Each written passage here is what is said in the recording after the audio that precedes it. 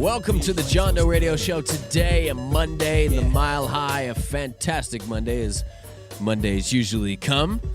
Thank you very much for hanging out with us. It is the 13th of February. We're going to start it off today real quick, get into a bunch of stuff today, jam-packed the whole hour full of craziness and awesomeness. Right now we got Warren Edson in with us, and we're going to have in just a second, as we always do on Mondays, Compassionate Pain Management, CPM, going to be in with us talking about what it is that they would like to sit down and talk with us about. So it looks like we got some new peeps up in here, too. Wasn't pretty amazing there, Tim, because for you out there in internet land, Tim is feeling like crap right now. So he is putting on his game face and really coming to it today. So I'll step in for a few minutes here, try to hit you up with some of the latest news, give him a little bit of a break before he goes into his regular show. Let's talk about some crappy stuff first, Tim. Obviously, the medical marijuana scene here in Colorado was a little bit shaken this weekend with lots of rumors allegedly coming from some of the federal lobbyists that we're going to be hit with another round of letters probably next week. The part that was shocking is the rumors are pretty consistent in claiming that the focus is going to be on parks, not schools, on this next round of letters. That caused many of us to get out the doomsday map like we've got here in the conference room, which has all the official Denver parks listed. But unfortunately, Tim, the question becomes what the hell is a park and what the feds will consider a park. And crunching the numbers the best we could, it looks like there are approximately 270 medical marijuana centers still kicking in Denver City and County. Of those 270, somewhere between 165 and 175 would be affected by the worst case scenario park ban. When we look at it a little more closely, because of the weirdness of like Federal Boulevard's considered a park. Which is insane. I mean, Federal Boulevard is a busy street. It's it's a road. Yeah, I mean, just to like the simplest version is somebody's got to maintain that road, and because there's often trees and bushes on that road, the city dumps that and makes it a parkway, so that's where the funding comes from. Appears to be like the knee-jerk reaction, or the explanation. So if that is correct. If they don't consider federal a park, that would get rid of about 32 of that 165 to 175. If they don't consider Park Ave West a park, that would get rid of like another 8 to 10. If they don't consider Colorado Boulevard a park, that would get rid of an additional 6. You don't think they would really go and do the whole... I mean, you don't think they would go that far, do you? Well, I mean, hit Google search or talk to some of our California brethren, particularly in the San Diego region, and they would say, hell yeah. Hasn't exactly happened in San Francisco to that extent, but it's still been pretty insane. And the other thing is, what we got, California's huge. You know what? We have like 75% of Colorado lives within 60 miles of where we sit.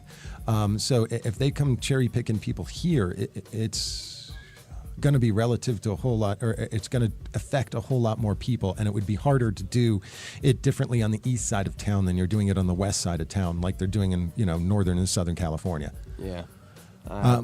So, that was one of the wild and crappy things going on this weekend that definitely got people chatting. One of the other things we're looking at here that's got people chatting is tomorrow, Senate Bill 75, in the Colorado Senate Finance Committee. That's going to be up for public comment at 1:30, and that is, for lack of a better term, the credit union bill that would create remove the insurance requirements for a credit union that wanted to serve the medical marijuana community, both the patients and the industry. Wow, that's pretty interesting. Yeah, and that's up for comment tomorrow. What do you think? What do you think about that? You think that'll go through or not? I don't think something like that'll happen. But I was very optimistic a month ago. I'm kind of mixed today. I know that Stedman is a sponsor and But we Massey need is it. a sponsor. We need something. The problem is it's not perfect because it's a credit union. This credit union can be created and they can, write checks and all that they'd give if I had an MMC, my MMC.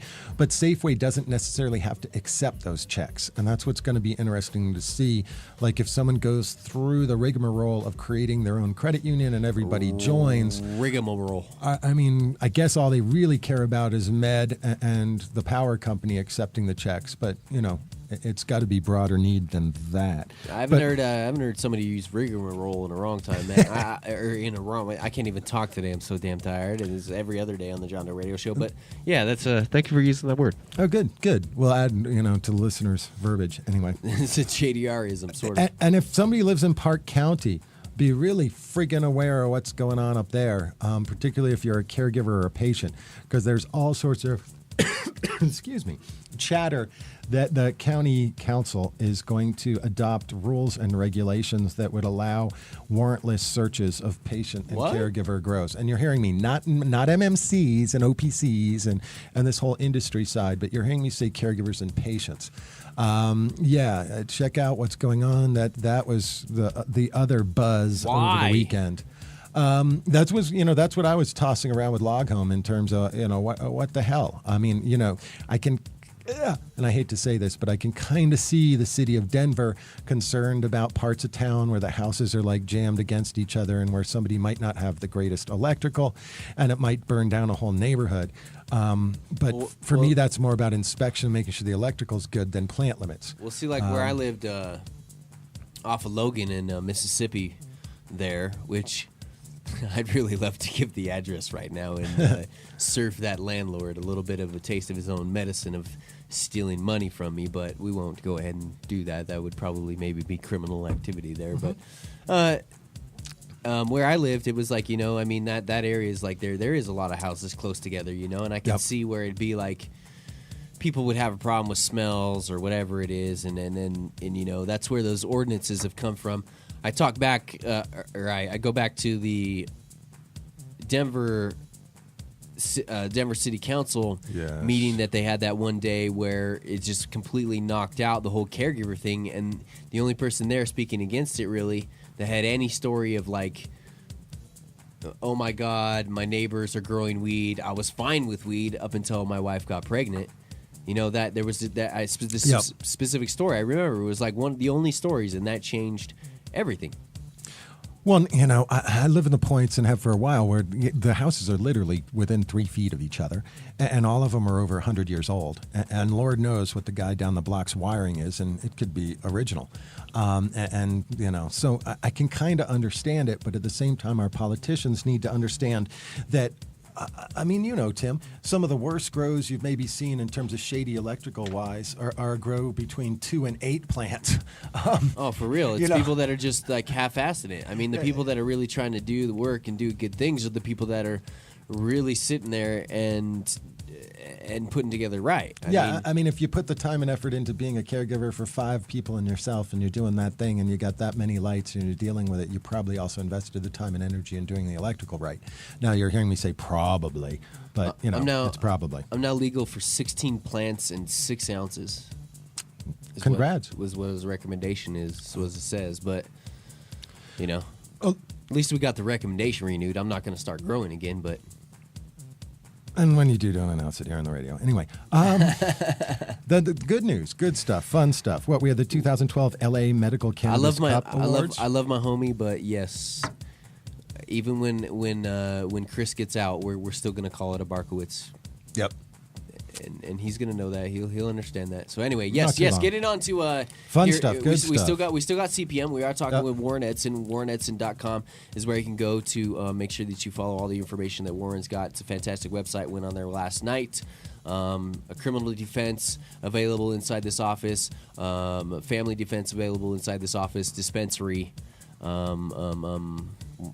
Consultation also available. Yeah, regular old criminal defense and fun stuff like that. Occasionally we can even get Chris to do a divorce. Yeah, you guys got and then you got some awesome person, Lauren Mayton, up in In I always want to say Breckenridge, but it is Aspen. It's Aspen. It is Aspen. So all right, yeah, West. but yeah, and this weekend, and it would be stupid of me not to cover, and thankfully you came in and wanted to cover the LA Cup, and also wanted to maybe give some news about the Denver Cup. So go ahead with that, and we'll get CPM back in here after we go to some commercials. Turn it over to the real fun. But anyway, again, 2012 LA Cup, we had a number of friends and other folks from here head out. And the results came in last night. We had Best Sativa. In third place was Dutch Treat number 5 by Buds and Roses Collective. Nice. In second place, Organic Blue Dream Haze by American Organic.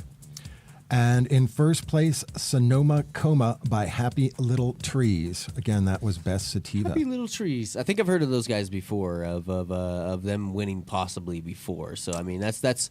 I don't think that's a surprising thing. And if I'm just completely coming up with shiz out of my yin yang, then go with it. Well, and you will hear some familiar names here, because in Best Indica that we had in third place, the Kosher Kush by the Magnolia Wellness. Uh-huh. In second place, okay, different collective, and one we just heard take third place in Best Sativa, but same strain, Kosher Kush by Buds and Roses Collective. And so clearly LA loves the Kosher Kush. And in first place, Doc's Cut by the Therapeutic Healing Center. Again, that was Best Indica. Here's, again, more familiar names. In Best Hybrid, in third place, we had Platinum OG by Vivid Research Cooperative. In second place, Strawberry Cough by Buds and Roses Collective. Again, they cleaned up. Nice to see Strawberry Cough take some again here, man. It hadn't been a while, you know. I'd like to see Kyle Cushman check out that Strawberry Cough and see if it's the real thing, because we know the homie. We know the homie. Yep. And in first place, we had Master Yoda with the Kush Connection. Master Yoda. That's maybe one of the new ones that I've heard that I actually like. And this is wild because, yeah, Best Concentrate in third place, we had Confidential Mix, again, by Buds and Roses Collective. Straight jacket. I want to stick my head in that place. Yeah, I can go there. Head there. In second place, 310 OG Butter by the Venice Medical Center. And in first place, Effin' Ridiculous OG Butter by Crown Extracts. So where's the Rare Dankness number 1 come in? I know that they were connected to that Sonoma Coma by Happy Little Trees, which might be why that name was familiar to you, but I wasn't exactly going there. That's probably why. And you know, because what up? We got to go through them all. We had Best Edible, Aussie Rock by Buds and Roses Collective again. Now here, we got an interesting one. In second place, Chiba Chews Decadose by DPC Incorporated. Chiba Chews, by the way, I love Chiba Chews as a Colorado company. Wish you the best, but I don't like to taste your product. Bang for your buck. And in first place, here's, speaking of bang for your buck, the Bang Medical Cannabis Chocolate, the 180 mg Ice Bar. BHANG? You got it, by Bang Collective Zen OC. I really want to try some Bang. Like for real, Indian, I mean, how they make Bang. I mean, it's supposed to be pretty potent. And I guess for me, you'd have to go there to really make sure it was a real thing. Oh, for real, probably. I mean, or know somebody that know how to make it. I'll whip through these last 3 before we go into our up-and-comings, because we had Best Booth as Steep Hill Lab, tied with Made. In second place is one of Tim's favorites, Hitman Glass. Yeah. And in first place, Mitch got it. Incredible. Yep. For Best Booth. With Best Products, we had Grassroots at number 3. Mitch was partying on a yacht all weekend with Dabs, with Lauren Dabs. That is, hopefully somebody took pictures. Yes. Number 2, Incredible, Best Product. And number 1, Mama's Homemade Wholesome Grinder. Not homemade, wholesome grinder. And finally, in Best Glass, we had in third place Dope Ass Glass. Second place, Incredible. And in first place, Hitman Glass. So, what did it say, Hitman Glass, what they won for it all? Like, just said Hitman Glass. It says, look, Tristan Hodges? Is that what? Wait, hold on here. I don't know my glass stuff enough to get. It has a dash. It was probably just a piece, yeah. Okay. And if it doesn't show a picture, actually, I don't know if I've heard of Tristan Hodges. So hopefully we'll get Dabs in here in the next couple of days, so she can give you. Phil's telling me his crazy shit. Phil knows his glass. Nodding. Phil knows his glass, so he says what's up is what's up. And you know, hopefully we'll get Lauren and some others who are actually there in here in the next couple of days for some live reports. Okay, cool. And I'm sure we're gonna have Scott from Rare Dankness here.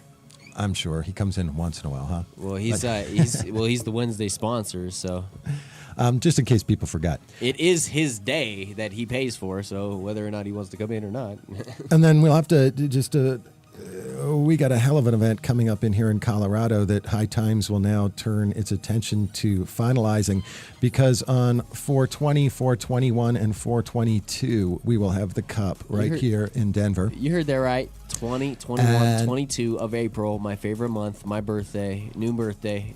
I got 3 birthdays. I got the 4th of July, April 20th, and October 18th. They tried to steal October 18th by bursting through my door. I took July 1st as the Freedom Day, and then when I saw the whole thing happen last year at the Cup, Well, and then we got some exciting news to finally announce today. We've been, kind of keeping it under tea till after the LA thing was done. But this one's going to be different because while Europe crumbles, we're going to steal a little of their ideas.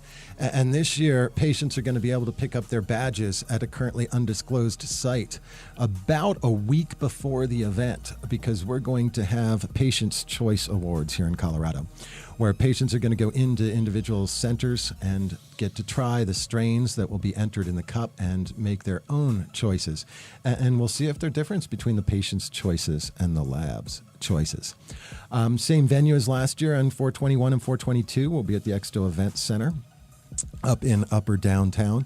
And on 420, if you aren't taking the day off already, you might really want to, because on top of the major event downtown, we're going to have buses running out of a certain undisclosed location as of yet, and they'll be taking you on tours of the various centers. So if you hadn't had a chance in the week before the event to get out and try some certain chain strains, you can go out with a huge group, check places out, and it should be a pretty amazing time. We will also have a patients-only part of the event that will be almost as wild as last year. Awesome. Yeah. I mean, it's things change, but it'll still be great. I'm looking forward to it. I'm really looking forward to hopefully working with a lot of glass people. We're going to be covering concentrates a lot, and it's really been a focus of what we've done on the show. But obviously, Glass Tuesdays have been a huge interest of mine. I'm infatuated with glass. I mean, I just can't. I saw some stuff this weekend from a new artist that's, Phil, I posted up. Did you see that stuff I posted up this weekend? Was that an artist that you knew, homie? Oh, dude, he's OG Burrow, man. You wait. Say that again. He's what? He's OG of Burrow. He's Godfather, man. Like he's the Godfather. Yeah. See, there's the people I should know, and I'm just learning. And like Phil, we should have Phil sitting here talking about some glass or some shit sometimes, man. And I'll get up and run the camera. So, and we'll be announcing more details over the next couple of weeks, including some glass people who will be there, some doctors that'll be there, because we'll have all sorts of events throughout the day. And of course, they're holding off until not the last second, but within the next couple of weeks, I should be able to let you know who the musical artist is, because that Saturday night concert is always a blast. And Friday night, they will also be at Castleman's. This doesn't have anything to do with you or whatever, and I hope I'm not. I heard it was going to be Kid Cudi again. No comment. I got you. Yeah. I'm just saying, from me, that's what I've heard from my personal self. I haven't heard anything from you or whatever, which honestly, to be completely honest with you, was one of the best concerts I've been to. So, I mean, I wouldn't mind having Kid Cudi back. I just hope he don't play his rock music that he's played here lately, because that shit is horrible. Well, and Tim, if anybody out there has a warehouse in the downtown Denver area that would be appropriate for 2,500 to 3,000 people, please give us a call here at the office, 303-831-8188. We're currently interviewing a number of landlords as the location where we'll be holding that Saturday night event. But it will be a warehouse again. That's a good estimated number. That seems low. That's what we're shooting for. Cool.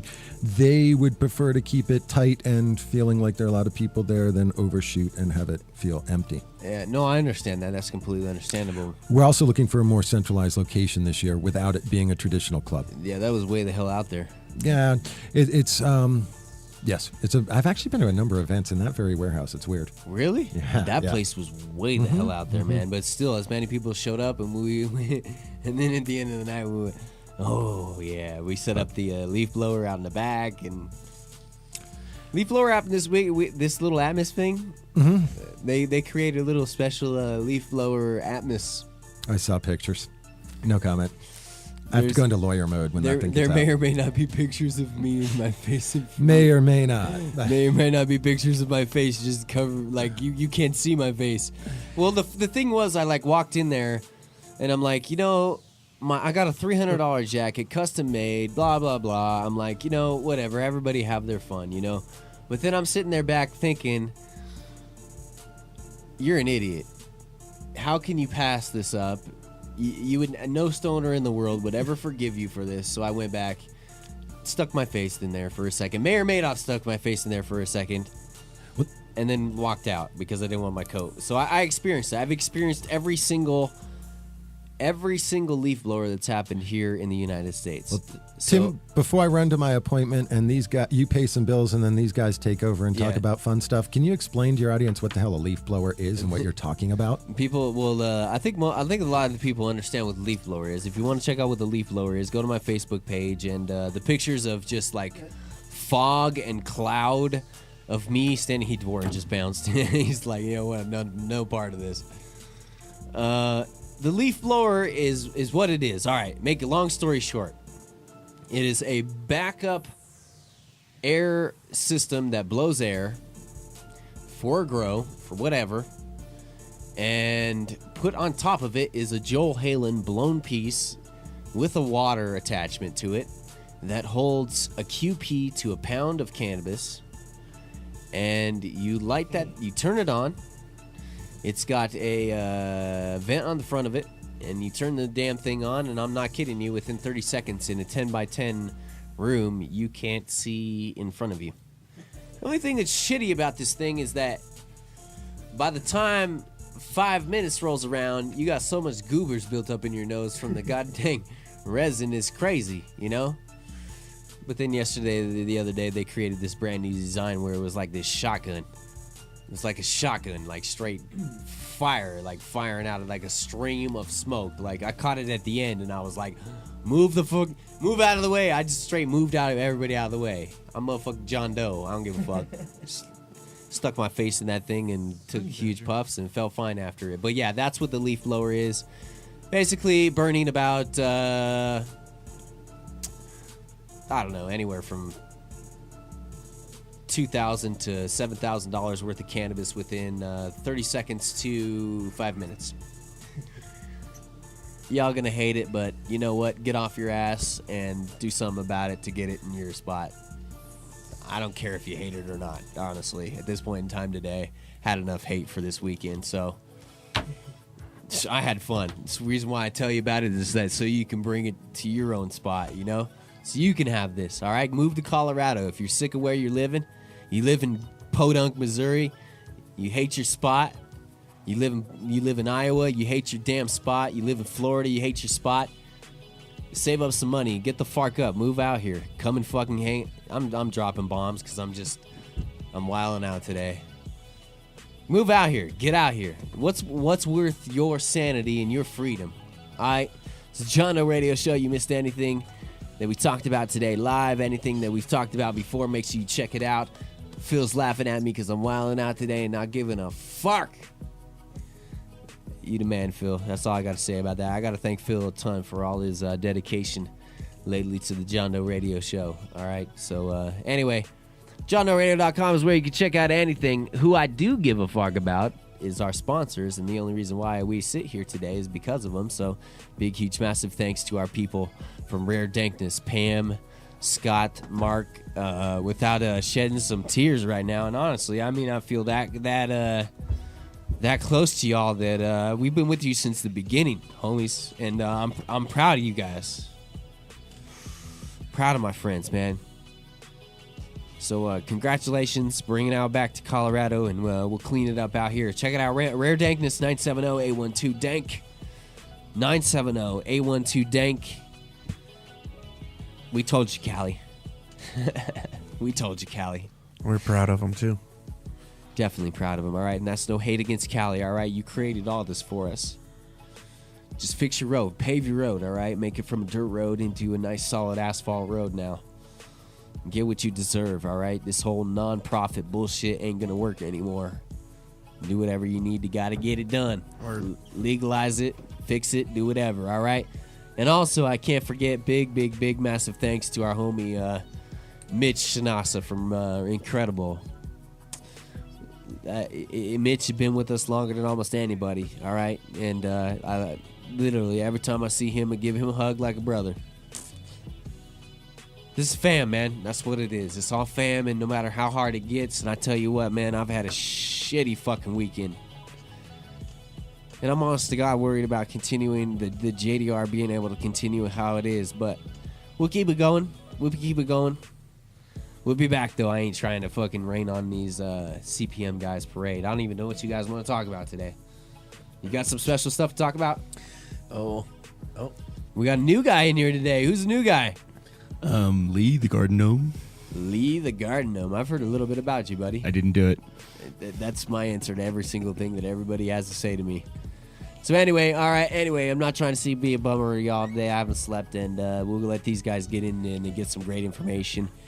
And also, just to let you guys know, on Glass Tuesdays, that's going to be something else that we're going to move up to. I'd like to get in and sit down with K-Sass, and we're going to have to invite Phil out, go with Tricky and these people, and get some video to bring to you guys. Not just, you sit here and you watch the video of us in the studio looking like a bunch of fools when we could be showing you video of people just blowing incredible glass, so that's crazy.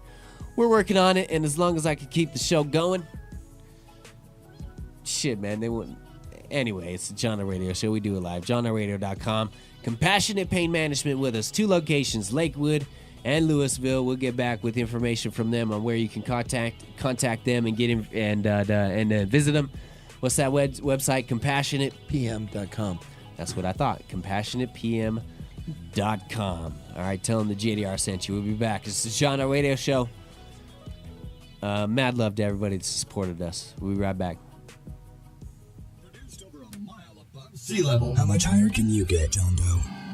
Platte Valley Medical Marijuana Center in Denver has some of the most affordable prices anywhere. Don't believe us? Call them 303-953-0295. That's 303-953-0295. Or just head down and visit them. Trust us. Located at 2301 7th Street, Unit B, across from the Denver Aquarium. Great people who care about a fine selection of meds and a wide variety of extracts from top shelf extracts. With daily specials like Monday Madness with premium strain specific joints for only $1 when they're normally $3. Wax Wednesday with all wax for $15 a gram when normally $20 a gram. And during the NFL playoffs, Platte Valley is running a special on select ounces for just $125 and select $15 eighths, not bottom shelf strains either. You didn't miss what I just said. $125 ounces and $15 select eighths, not bottom shelf strains either. Don't miss one of the busiest and most convenient dispensary locations in Denver, Platte Valley Medical Marijuana Center, located at 2301 7th Street,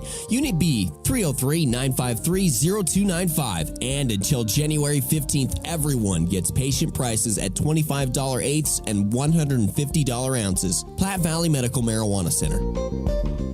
Mad Hatter Smoke Shop has got your high-quality American-made unique pieces and some of the best scientific glass available anywhere. Artists and companies like Mike Fro, Cowboy, Zob, Royal, and D-Rock with some of the best products the Mile High State has to offer. Treehouse, Joel Halen, Worm, Tricky, and more. Mad Hatter Smoke Shop also carries Sheldon Black, one of the highest names in glass standards. Don't miss out on the Holy Water style collection either. Our friend John Waters offers his line of shirts, jackets, hats, and skateboards for men and women. Mad Hatter Smoke Shop for everything the JDR Army needs. Mention JDR or John Doe Radio and get 20% off. 20%! Visit MadHatterSmokeShop.com or email store@MadHatterSmokeShop.com for inquiries. Mad Hatter Smoke Shop, 6091 West Colfax Avenue in Denver, 303-953-7015. Store@MadHatterSmokeShop.com, 6091 West Colfax Avenue, Denver, Colorado, 303-953-7015.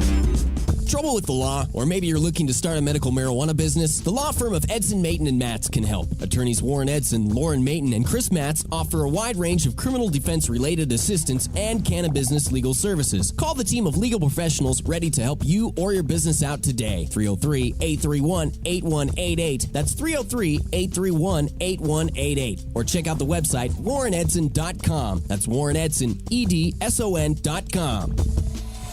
John Doe Radio.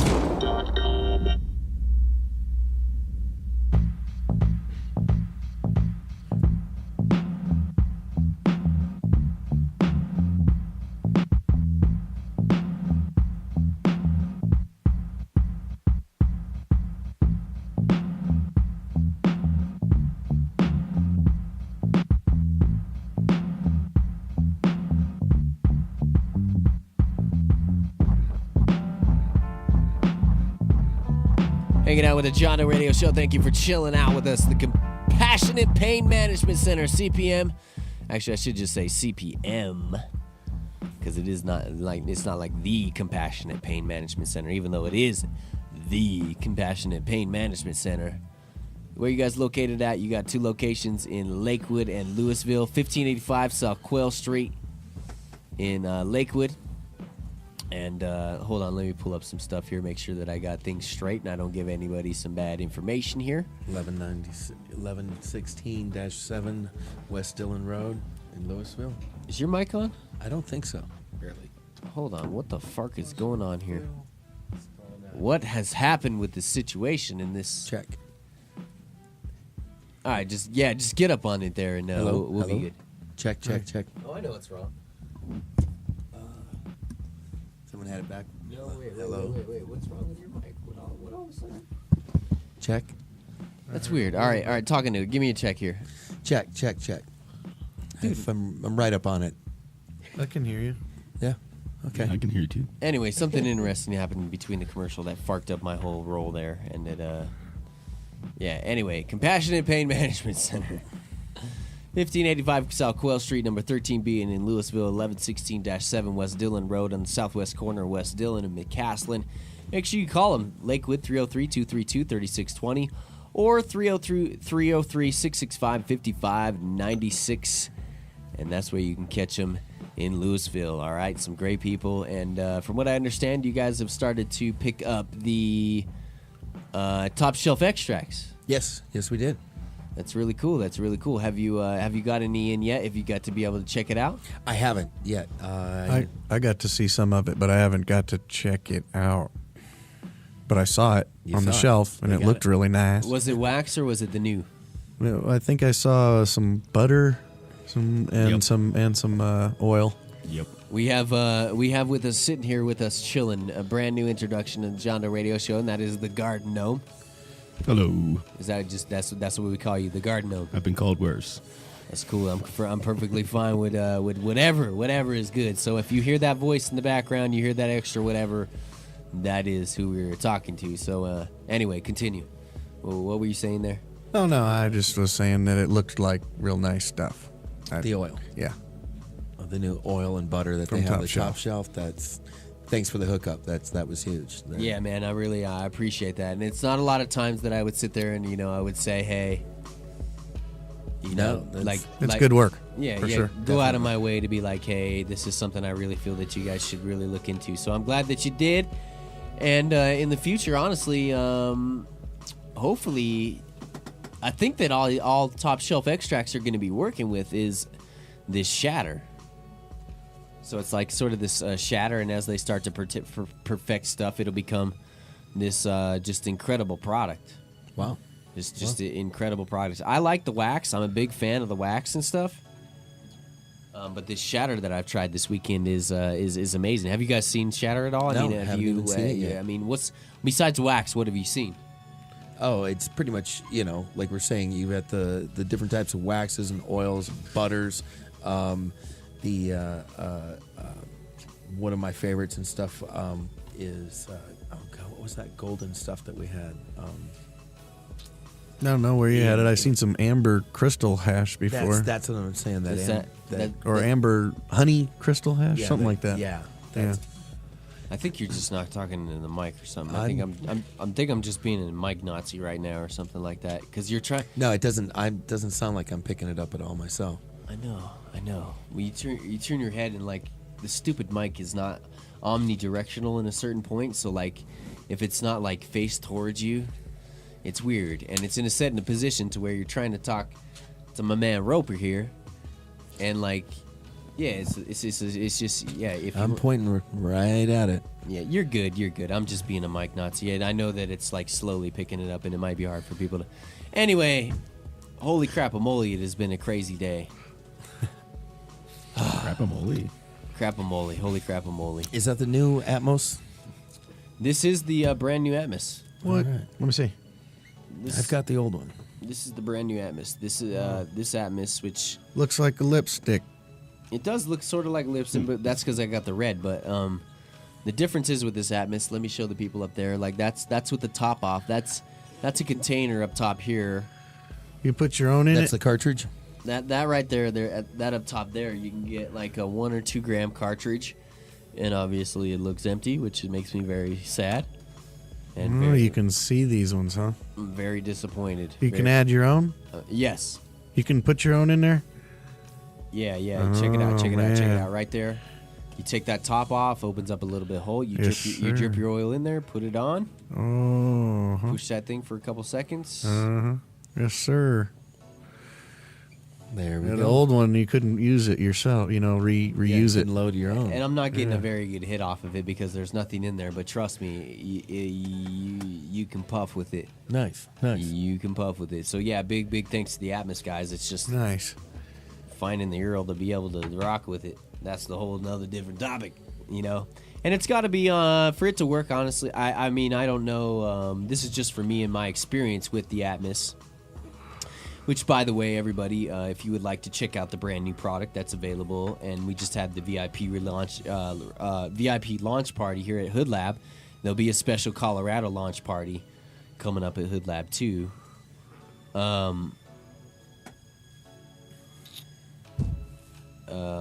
Jesus criminy, I'm completely. He's fading. Dude, I'm lost today. I'm completely I'm starting to get a headache and stuff. But the Atmos is available with indievape.com. Yes, there it is. Indievape.com, and also Indievape online on the Facebook page is where you can go to check those guys out. And yeah, man, I would suggest maybe suggesting the shop to pick up some of these. And honestly, man, somebody finally came up with a portable vaporizer that works. This is huge. And not only do they have one that does the oil, but they have one that does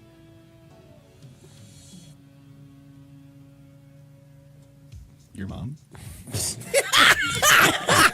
Yeah, somebody. Thank God. Somebody. Well, I was waiting for y'all to be surprised and be like amazed We're at never like. surprised by your mom. No, that was a good one. That not so surprising though, but it was a good one. No, but it burns water hash. Nice. Really? Oh. Wow. Okay. Bubble hash. Bubble. Yeah. Yep. And I mean, obviously, the better the bubble, The better. Yeah. Definitely. product. Better the burn. Wow. the better But the product. I've bottom been line. waiting for this for years. It's amazing. I've been working Yeah, with that's patients, cool. and that is something that's been requested for a long time. Is I would use this if I didn't have to smoke I it. might be able to go back onto an airplane. The dude gave me the dude last year, which Alan is a good friend of mine, who hooked it up, and the other guy that he's working with last year at NormalCon, you know, sitting down talking to him, I was like, man, I'm really interested in this. I need something that's portable, that I can that can help medicate me. You know what I mean? Period. End of story. Gave me the Atmos. Problem is with the older Atmos is you know you had to load your own. You had to load a cartridge. You had to go Yeah. buy it, and it's like you know they weren't very strong. You know whatever. But the same guy that I sat and talked to about that last time is the same guy doing this. So I'm very proud to be not only a supporter of this, but to see that what he said back then that he was improving on and working on and moving forward with has now come to fruition. That's awesome. So it is, and it's very cool. And I tell you what, man, it takes. If you have this thing full and you're puffing on it, I mean, it's well worth it. I'm not saying that you're not going to go through some Earl, but that, and maybe that's just me. I go through a gram of oil a day, so. And that's just because I can't get anything anymore. I'd go through probably 2 if I could. But anyway, enough about the Atmos. Make sure you guys check out Indie Vape It's online, and we'll get those guys in here very, very soon. Also, again, to talk about this product too. And if the Indie Vape guys are talking, or if there's anybody out there that got some oil that would like to donate to the John Doe Radio Show, I'll be here all day. I got to run with Phil to check on. Actually, Your mom. Actually, we got to go do business, don't we? Are you cool with that, Phil? Yeah. Let me know, dude. God. Let's get over here, because this is an interesting topic that we need to get to, and I'm going to turn the camera over You here best. Please. and see it, and we're going to introduce the garden gnome. Lee. Hello there. Lee, how are you doing, my friend? Very nice. Very good. How are you? I'm doing fantastic today. Besides all the craziness, I'm glad that we can finally sit down and talk and maybe focus on some stuff. So, first time that we've actually been able to have you here in the John Doe Radio Show studio. So, what is it that you do over at Compassionate Pain Management? Well, just kind of gnome around, lurk, hide in the bushes and such. Yeah, making sure all the leaves and everything. And Try not to get stolen. try not to get stolen. That is a problem. Oh yes. That one I quite don't understand, but Garden gnomes get stolen all the time. Garden- You have to be very protective. oh yeah, that is funny, because that does remind me of back when I made varsity baseball. All of a sudden there was like a Dalmatian and like 10 garden gnomes on my front lawn the next morning. See, my brother. It's crazy. Then you feel guilty. It's like, yeah, and you bastards stole these garden gnomes from people and all this stuff from people that work hard, But anyway, yeah, We always find our way back though. that's a good thing, though. That is a good thing. Amazingly enough, that you, is that some sort of special Homing. homing sense? Homing or- gnome. Yes. Yep, homing gnome. You just know. It's like the nose, and you just The gnome there. knows. So working with CPM and stuff. How long have you worked with them? Oh, almost a year now. Over a year. Yeah, over a year. About a year? Yep. Yeah. It's cool. And working in the garden most of the time. Yes. The whole time. Yep. I work in the garden. I water plants and make hash and deliver the product. Make hash. Awesome. What kind of just water hash? Yep. Awesome. That's really cool. I haven't got to try CPM's water hash at all. I've tried some of the other hash that they have available that was outsourced, and just like we talked about, thankfully, Yeah. may have put my Thankfully. foot in my Thankfully. mouth there, but I do appreciate you guys for taking that, and I think your patients will really appreciate. Oh, definitely. that Well, too. it's all about the and patients. by the way, everybody, just to make sure that you all do know, Top Shelf Extracts is now available at CPM. So just to let y'all know, that happens a lot.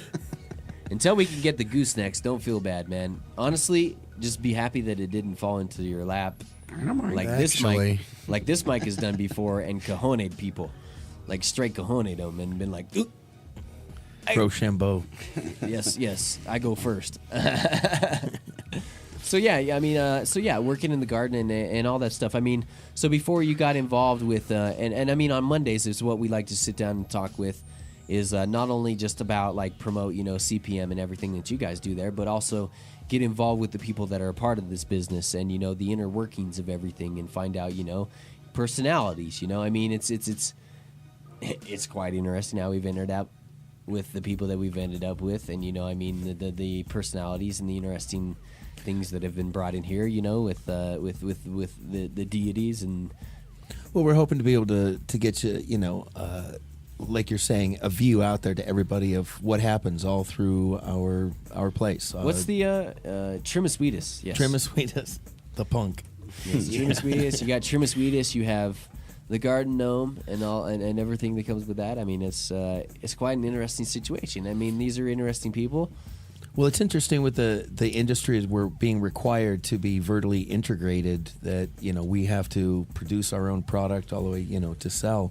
So, we're trying to get you more, understand what a lot of our caregivers go through at the store and at the cannabis center, and what we do at the grow and growing in the back, and then also what the trimmers do. They're a big part of it as well. Mm-hmm. So just trying to round it all out. There's a lot of dynamics. So involved. with good old Lee here, he's been with us he's been a long friend, for many years, and he actually his background, he was living up in the mountains. But you couldn't tell by looking at him. Yeah, I lived up in Summit County for 18 years. And before that, I lived on the Jersey Shore, and I was a professional cook. I'm glad the camera wasn't on me there because I just tried to drink coffee and it went all over myself. That's how ridiculously ridiculous. I almost got in trouble by Georgia there by saying the R word there. There's no RETAR words used to be used on the in the studio. Huh? Got it. Retarded is a bad word. Trust me. It's derogatory. You get used to it. Do not want to deal with the aftermath and the craziness that goes along with that, even though I fully believe in that also. So, anyway, you'd have to know Georgia for that. So, getting back to, No. So, sorry, I may have missed everything that you've said there of your start of before you got into, what you were doing with CPM and stuff. And I mean, feel free to whatever you want to talk about or whatever. But I mean, why are you there? Actually, 2 years ago now, December, I was working at Vail Resorts at Keystone.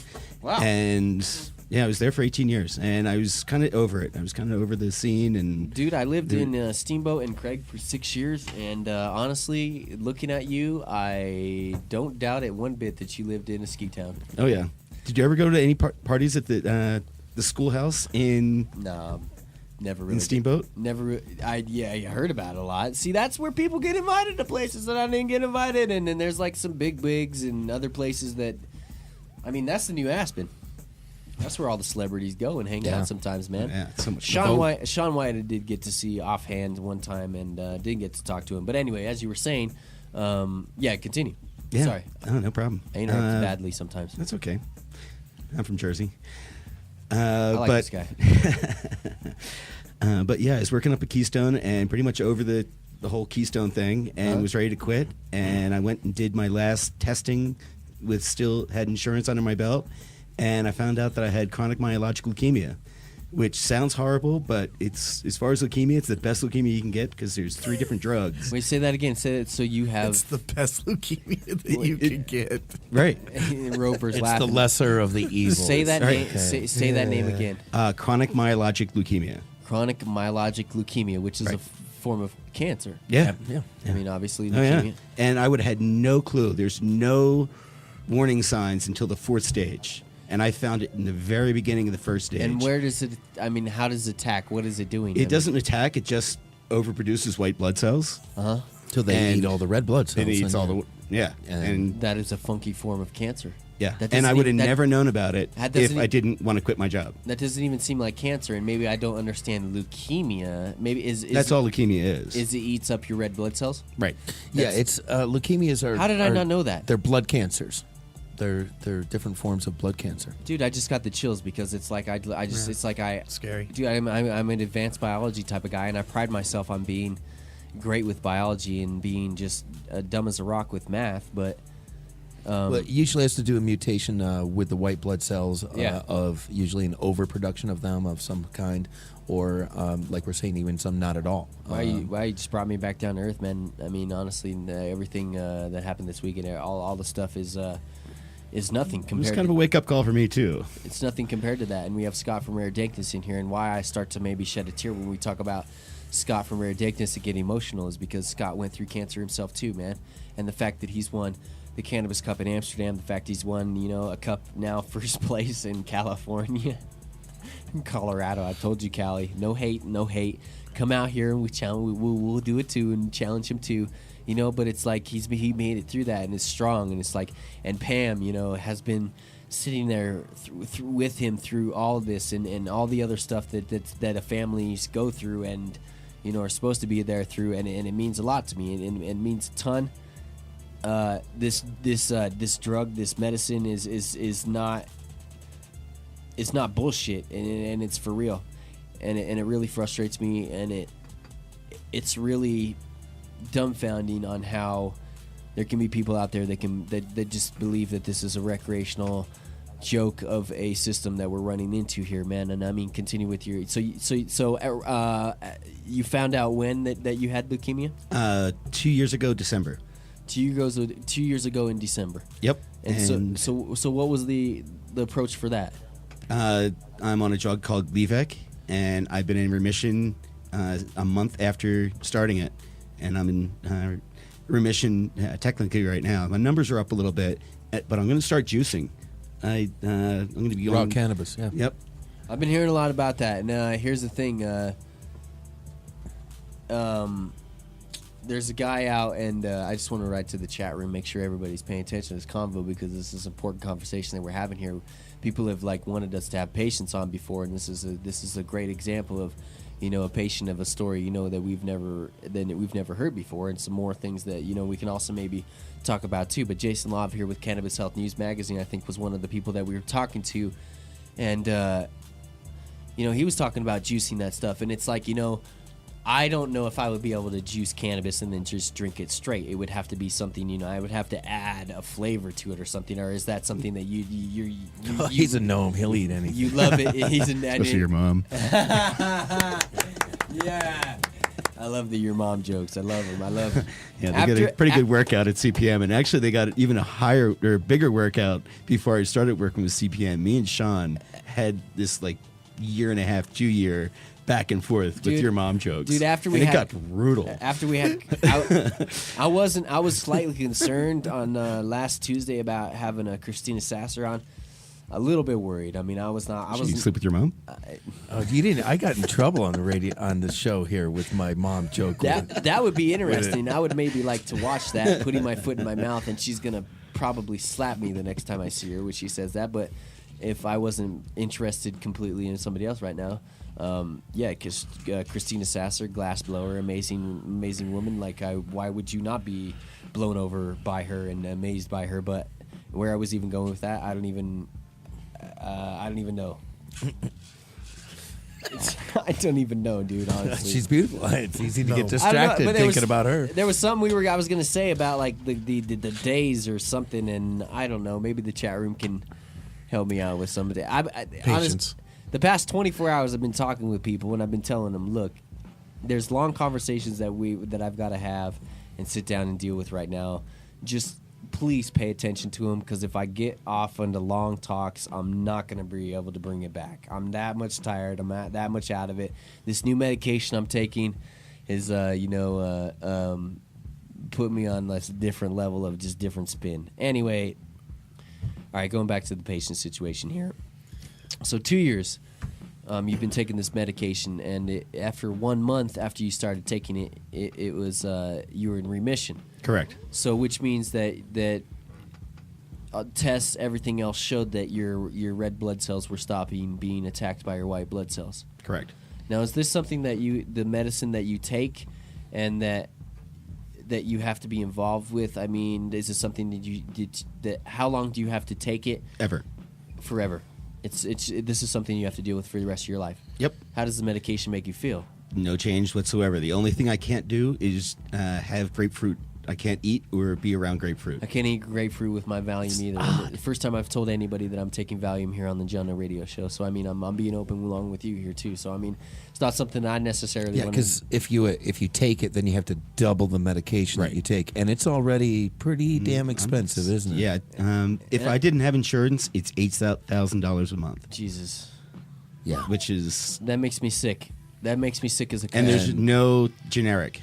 They still own the patent on it. It's only been in the United States for 5 years. Yeah, and by the way, I put this I didn't know we were going to be getting into this serious talk as we are, and I put the California Dreamin' background in the background because I do big up, mad love to Cali for everything, and I hope that none of the things I've said this weekend on Facebook or here or whatever, that you guys take offense, man. We get so much shit back from Cali when we talk about That's them. where I cut my teeth. That's where I learned. You know what? And I give Cali mad respect. We wouldn't be here without Cali.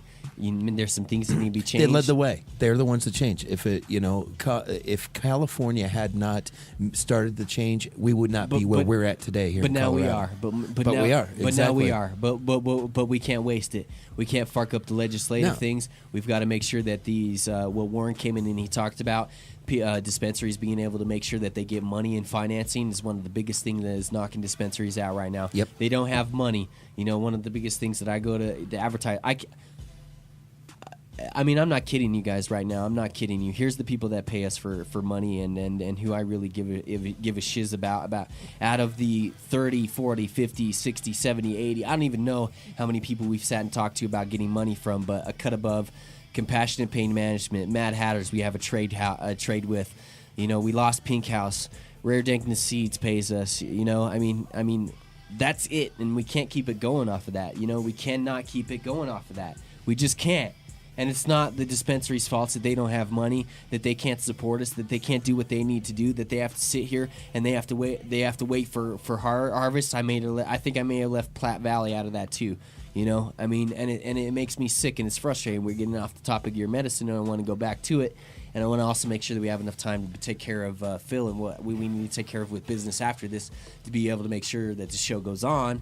But, I mean, it pisses me off and it frustrates me because the money's being taken away from these dispensaries. And you think the dispensaries make a lot of money, and they do make a lot of money, but the money is going back, some of them, the money is going back into overhead, it's going back into paying employees, it's going back into whatever, overhead. And it's also going back into paying for these ridiculous fees, for whatever it is. These rules that are set up, the South Broadway situation that's happened to, where it's like $130, $140 an eighth. You guys aren't even on South Broadway, and you got to sit here and compete, with $150 ounces. And I see Roper, hanging his head here. And everything, and I know Patrick and Noam here probably just sitting here like me, pissed as F, because your work is not worth that for the amount of time that you put into it. And I don't give a damn what anybody else says about patient, whatever. It's worth $300-$400. It is. Period. End of story. It is. Okay. The amount of energy and the amount of time that's put in there, whatever Russ Belville and his numbers that he's put together, whatever other people's put together. And even more so with bringing in cannabis centers, it's worth that money, okay? And these people have dropped this price in order to be able to help patients and compete, and business has dropped this price, okay? And it frustrates me. It really does. It frustrates me because all of you guys in here deserve to be paid. You deserve to get what you need, and I'm also taking away some of my. I'm letting my frustration out here too, because I deserve to be paid for my time too. I've spent 5 damn years on this show doing what I'm doing, and I've asked for payment, we've asked for money, we've asked to be given back, whatever, and we've been shunned by some of the most whatever people that have taken advantage of this community, and the people that haven't had anything have given us back what we've needed.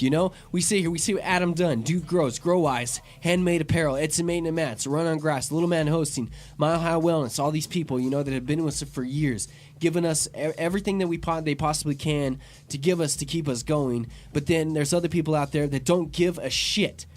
All they care about is freeing the cannabis, making sure that cannabis is free. The people growing cannabis in their basements. It's like they're not putting up their ass on the line for going to prison. And I get that. I get that it should be free. I get it.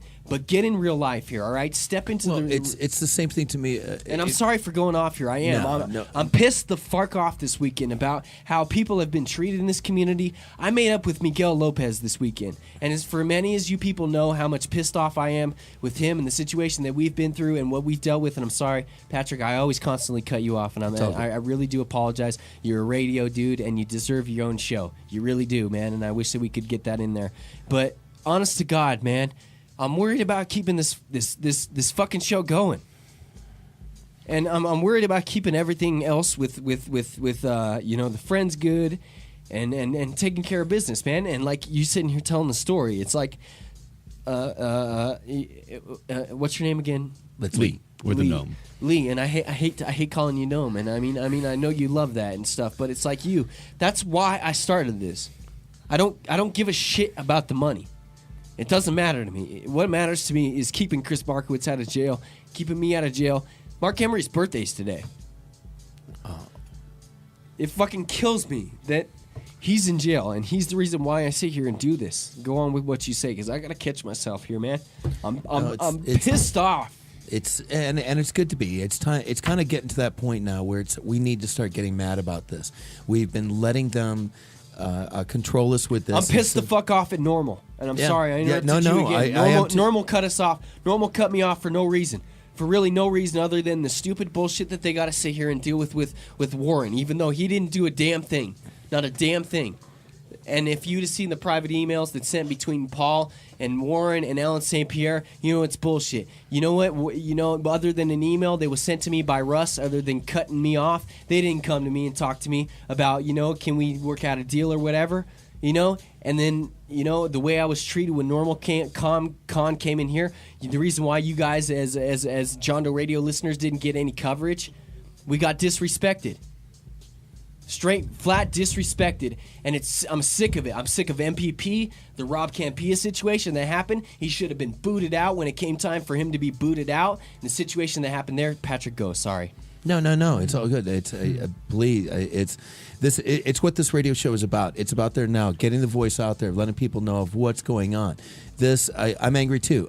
There's so many people out there that have just gotten complacent, you know, with this. That you know, this is a right, like any other right that we have to fight for, and it's slowly getting chipped away. We were able to get this right, and then you see this with these new rules, and like Warren coming in this morning and telling us, now we got the feds coming down with more letters and more threats and more stuff that's going to come down. And like talking about that a street. Yeah, a street because they federal at that. Because you know why the city did that? See, the city did that for loitering, so that the panhandlers can't hang out there and loiter and panhandle there, because it's a park, and by law they can't panhandle in a park. That's why they did that. And Denver is bad with that. I mean, they're the only place that they're really kosher about panhandlers is, you know, where occupiers set up. And, exactly. You know, and here's the thing, and panhandling is an interesting topic with me, and I want to get back to you, Noam. I know that we got off this topic. There's a lot of questions I still want to ask you, and you know what? If I fuck up going to Platte Valley today, I don't give a fuck. You know what? That's fine. You know, I need to call and make sure that Emmanuel's there or whatever, and whatever you need to take care of, Phil, you need to take care of, all right? Today is the day that I think you understand that this shit needs to get fired off today, and then this is going to be one of those interesting days that everybody's going to want to listen to, all right? Well, you know, panhandling is an interesting topic with me, because the Westward did before I went to 5-6 years ago, before I went to broadcasting school and went up to Craig, they did a highlight on how panhandling was. You know, there'd be this white van that would come up and pick up people and drop off the best panhandlers around, basically like pimping. Yeah. You know, pimping and shit. And I've seen homeless before. I've had friends that are homeless before, and you know, I mean, I feel for that. I feel for homeless, you know, and I feel for people that really, really, truly in a situation somehow can't get on top. Like, you know, in some sort of way, there's got to be a way to where you can find home.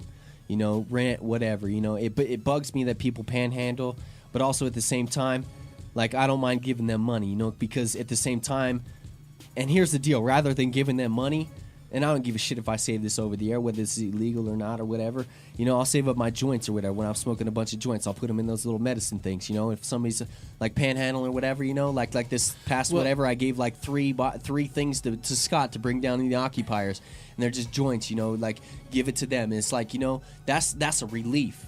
It's not alcohol. They ain't going to sit here and get drunk. Alcohol ain't going to help them. It's all alcohol is going to do is make you feel like shit even worse afterwards. You know, start up some fights. Yeah. Patrick, I wish you would, or Roper, I wish you would talk more, man. I love listening to you talk. Noam, I want to get you in here more and talk, man. Well, Fark, I wish it wasn't 12:07 already. Well, there's something before we go. I wanted to point out a brand new thing for growers that I discovered this past week that completely blew my mind, and it's been wonderful. Oh yeah, if you haven't heard of yet or discovered the growers' glasses, it's like putting on a nice warm polar bear jacket for your eyes in the cold. Well, if you've ever worked tundra under HPS lights. and just show you the difference. That's what the picture looks like of regular. Yeah. That's where the glasses. That's with the what? That's with the glasses. That's putting. I took a picture With glasses through the glasses, The lens, so- over the lens. And That's this is- really cool. Yeah. See, because I know with HPS, it's really hard to get a good picture. It's really with bad some for your cameras eyes. You because can't do it. What these do because is- of the flicker of the light. Yeah. The flicker Exactly. light Yeah, stuff. yeah. The chat room. Wavelength. Hold on, chat room real fast. Odovin, whatever, and all that stuff. Man, I'm not saying any of this shit to depress you guys or whatever, man. We're just going off. This is a long time. I've been doing this for 5 years and I made almost no money off of this, man. And I'll tell you guys right now, legally, I supported this show off my grow. Yeah. You know, first time I said that for years. I mean, legally, and until the rules changed, and I could no longer sell my product and Yeah. my extra to dispensaries, it became shit time. And Warren straight up told me. I got a letter on my door, and this is the first time I've told everybody about this. I got a letter on my door. I came home one day, and God, we're jumping around like craziness today. How much time do you guys have today? It's fine. I mean, I got home, dude. I mean, I've been raided. Yeah. We talked about that before, and I mean, I'm not going to say what I was going to say there, but I may or may not have at the time, been kosher with everything that was on my side as far as paperwork. Still could have gone to court, defensible and everything. Showed up at the door. There's a sheriff's department office. Call me. Letter on the door. Basically a card that says, call me. And it's at that moment where you're like, you've been raided before. You about shit yourself, but then you realize if they wanted to come in, the door would be busted in already. You already been through it anyway. You got some time to get rid of whatever you need to get rid of. You got some time to whatever. It turned out that a felon, somebody was using my address. Somebody was just whatever and called and straightened it up. They never came in and whatever. But it was like at that moment, even though I'm legal, even though I'm taking care of whatever I need to take care of, it's like I'm freaking out. I'm calling Chris Matz here. I'm calling Warren Edson. I'm calling my lawyers. I mean, there's a reason why. There's a reason why I sit in this lawyer's office. Not only because Warren has invited us in here, he's taken us in. Not only us, the John Doe Radio Show, the community, the occupiers, Chris Matz, Lauren Mayton, done everything that he can to help us. And we're lucky enough we've ended up in this lawyer's office to be protected. But outside of that, even before we were here, he's still on posts on Facebook, whatever, still came in and protected us. Rob Corey, Sean McAllister, anybody else, I'm not saying anything bad about them. They never came in and protected us like he did. He came in there and did that. And I mean, and it's great to have that side of things. And Jesus criminy, I can't even think straight today. It's crazy how much shiz I'm getting off onto and randomness. But Well, it's been tough. It's been a hard weekend for you. I know. It's just been a hard time, man. I mean, last week. I mean, it was and I mean, this is a bitch to sit here and complain, because we have sponsors that give us money and the money goes towards what it goes towards, bills. I mean, honestly, there's barely a little food in the cabinet, and that's frustrating. And I mean, it's like if I could go out and get a 9-to-5 job, it'd be cool, But I'm not trying to blame anybody else for this shit either. I'm not trying to sit here and say that it's my fault or it's the dispensary's fault or it's the people that could have given back to whatever, man. The choices I've made in my life and what I've decided to do is my choice, all right? I decided to do what I did and try to get in the business and roll the dice and do whatever and then get the felony and end up whatever and whatever. I'm not trying to say that it's not my fault that we sit here, and are doing this. But I do it because I give a fark. I don't want to work a 9-to-5 job because I'm not going to be happy. I want to have fun. Yeah. And hopefully eventually I'll get that, that like badge and stuff. Like we said, we had Jimmy in here, Swamp Billy. And, he came here from Florida from exactly that. He wanted the freedom. He wanted to be able to come here and say, hey, I'm going to make it as a grower and be a professional, and this is what I'm going to do.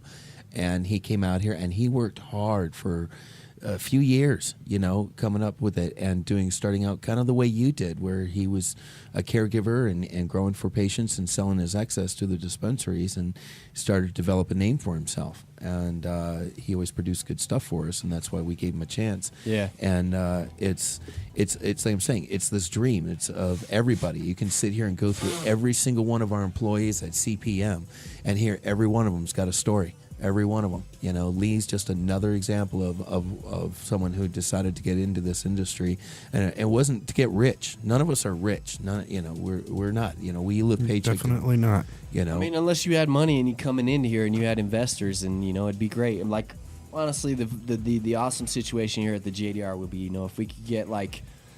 If we can get a $10,000 investment, man, it would be just a fantastic situation that we would be able to not only expand the show on, be able to get to other places. You know, Normal is covering, you know, the Cannabis Cup there, you know, and they get thousands of dollars donated to them to whatever, and they've been around for a long time. And the only difference is, you know, I feel like is you know, that their just name is bigger, you know? Yeah. It's not like necessarily that, I don't know, I'm not going to get into that. I don't want to get personal, and I don't want to get into any kind of bullshit attacks or whatever. but no, that would be nice for you to be able to do a broadcast from the, you know, from the cup. We'd love to be able to do that. And I mean, maybe there's some type of situation we could talk with, you know, I mean, I would love to be able to have a long-term commitment and situation with, you know, an advertiser or a sponsor or an investor to where, you know, we work with this, you know, and it's like, if my bills are paid and I got money to put food on my table after that, I can give a shit less. Things are ice after that.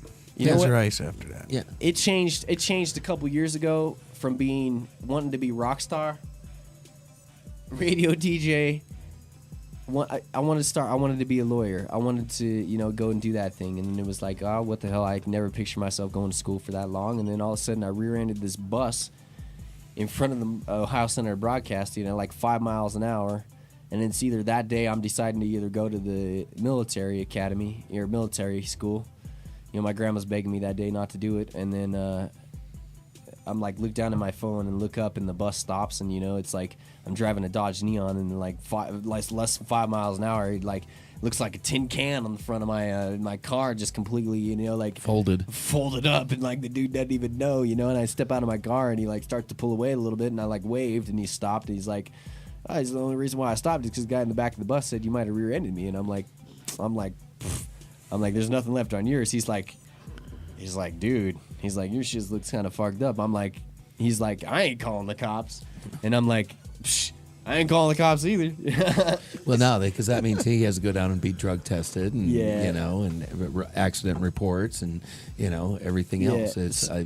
I've seen it happen. So I yeah. drive down the road, and I pull off to the side of the road, man, and all of a sudden I look up, and there's the Ohio Center of Broadcasting. And I think back to high school. We were sitting there drumming. I'm playing the marimba and the congas and the bongos before we start our practice one day. And I remember this guy, Dana Slaybaugh, telling me, you know, we were doing the whole, like, you know, like Price is Right, come on down, you know, like doing the whole, like, you know, like, do, like jacking around. And the dude's like, you know, a few friends were like, oh, that's like. You got a face for radio? Well, that's what a few people in the chat room have said today, you know, and they also, I think they said Warren may have a face for radio or something today earlier. It's kind of funny you said that, but yeah, no, it was like, you know, you have this, you sort of have this. They were giving me shit, you know, and it was like, that's annoying or whatever. And then Dana came in and he's like, actually, you kind of got a voice for radio, dude, and like that didn't sink in until I rolled into that parking lot, and I was like, what the fuck? Let's go do this. And that's what I went and did, man. And then decided to get myself into, you know, the Clear Channel. And all this stuff we're talking about, we're not rambling. We're not. We're going to pick up where he left off. Yeah, we're gonna pick up where he left off. And I mean, I'm not. And this is not rambling. This is talking about, like, you know, my stuff. Mondays Mondays is the personal day to get into stuff, man. Pretty much. I mean, if there's any kind of specials, any kind of other stuff that you guys want to get out, you know, when Sean comes in and he wants to sit down and talk about business and banking or whatever it is, I mean, there's the stuff that you guys have to sit with day to day, and you know, talking about trimming, talking about the strains, you know, that stuff it's great. But, you know, there's also that stuff behind the scenes, you know, that's a struggle, you know, and getting back to know him here. With your medication, man, you got to take this medication for the rest of your life. You say it doesn't really, you know, affect your day-to-day life really at all. I mean, Nope. you can't drink grapefruit juice. That's it. Everything else is cool. Everything else is cool. I mean, is it how often do you have to go back and and do checkups. By the way, every 3 months for I go back to my what is a cancer doctor basically. A cancer doctor, oncologist. That's it. It's an oncologist. Yeah. What would you? Again, we're talking with the good folks from CPM, Compassionate Pain Management, here with both locations in Lakewood and Louisville, and Nome here. And it's good times to talk with you, man. Very, very, very glad to talk with you. And what was the name of the cancer again that you had? Chronic myelogic leukemia. Leukemia. And is it proper to say leukemia and cancer are like? Is it proper to say that? Yeah, they are the same. Yeah, it is cancer. I mean, I know leukemia is a form of cancer. Yeah, okay. Just like melanoma, or which melanoma is sort of more of a skin cancer. Exactly. Ball cancer. Testicular cancer. Yeah, which is something every liver cancer, pancreatic. Every male, we get into the serious side. Every male but should any make sure any to check cancer themselves that out. any cancer that deals with the blood is a leukemia. And what's the?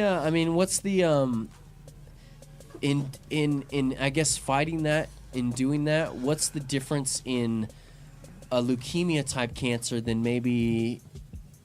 I mean, I don't want to use like lymph node cancer as an example, because that's a horrible cancer that could probably take somebody out. Well, understand that the blood is made in the bones, in the marrow. That's where all these cells are produced.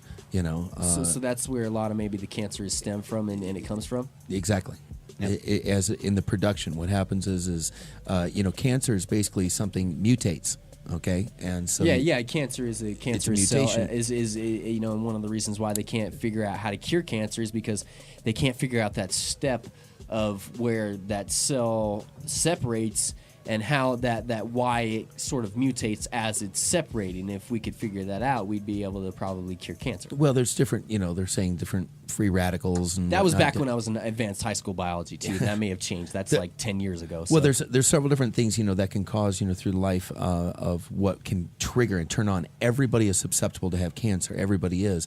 It's just a matter of how you treat your body, and if you happen to kick on and turn on one of these triggers with the way that you treat your body. Diet, health, extra lifestyle. There's a lot of things that have to do that can actually affect these and do this. We were actually talking on the way here to the show about electromagnetic waves and cancer rates, and my father working in that field his entire life, and how it was really weird. Some people were much more susceptible and got cancer, usually a lot of it, and some people just did nothing at all. Were never affected. Being around all that electromagnetic waves, so it's interesting to see. There's a book out called "The End of Illness." That's what I'm thinking of? That talks about this. That talks about the cancers and what you can do to reduce turning these on in your life. It could have been nothing that he has no idea that what did it. It was just literally driving down the freeway one day with the window down, and there was a toxin in the air that came off a truck. I'm also from Jersey. Yeah, well, there you go. Okay. So what? I mean, getting into that. I mean, do they know what caused your? I mean, there's just no. It's toxic buildup. It was a toxic buildup. Yep. Wow. I mean, so it's not something that. I mean, it's not some. Like, wait. So his body was uptaking a toxin and not releasing it. You were taking in something that was around you, say like mercury in the water. Yeah, whatever. I grew up on the Jersey air. Shore, and up until the 90s, they were doing offshore dumping off of Manhattan. The Marianas Trench is filled off of Manhattan. Yeah. That's why garbage started floating up on the Jersey Shore, because it was the trench was full. You can develop film in the Jersey Shore, can't you? I got something right here. Hey Phil, if you need whatever, just give me that cut notice or whatever, man. Cool, man. All right, cool. No, I mean this is one of the most interesting conversations that we've had on the JDR, and one of the most interesting days that I've had. No, not sorry to hear that. No, I think it's.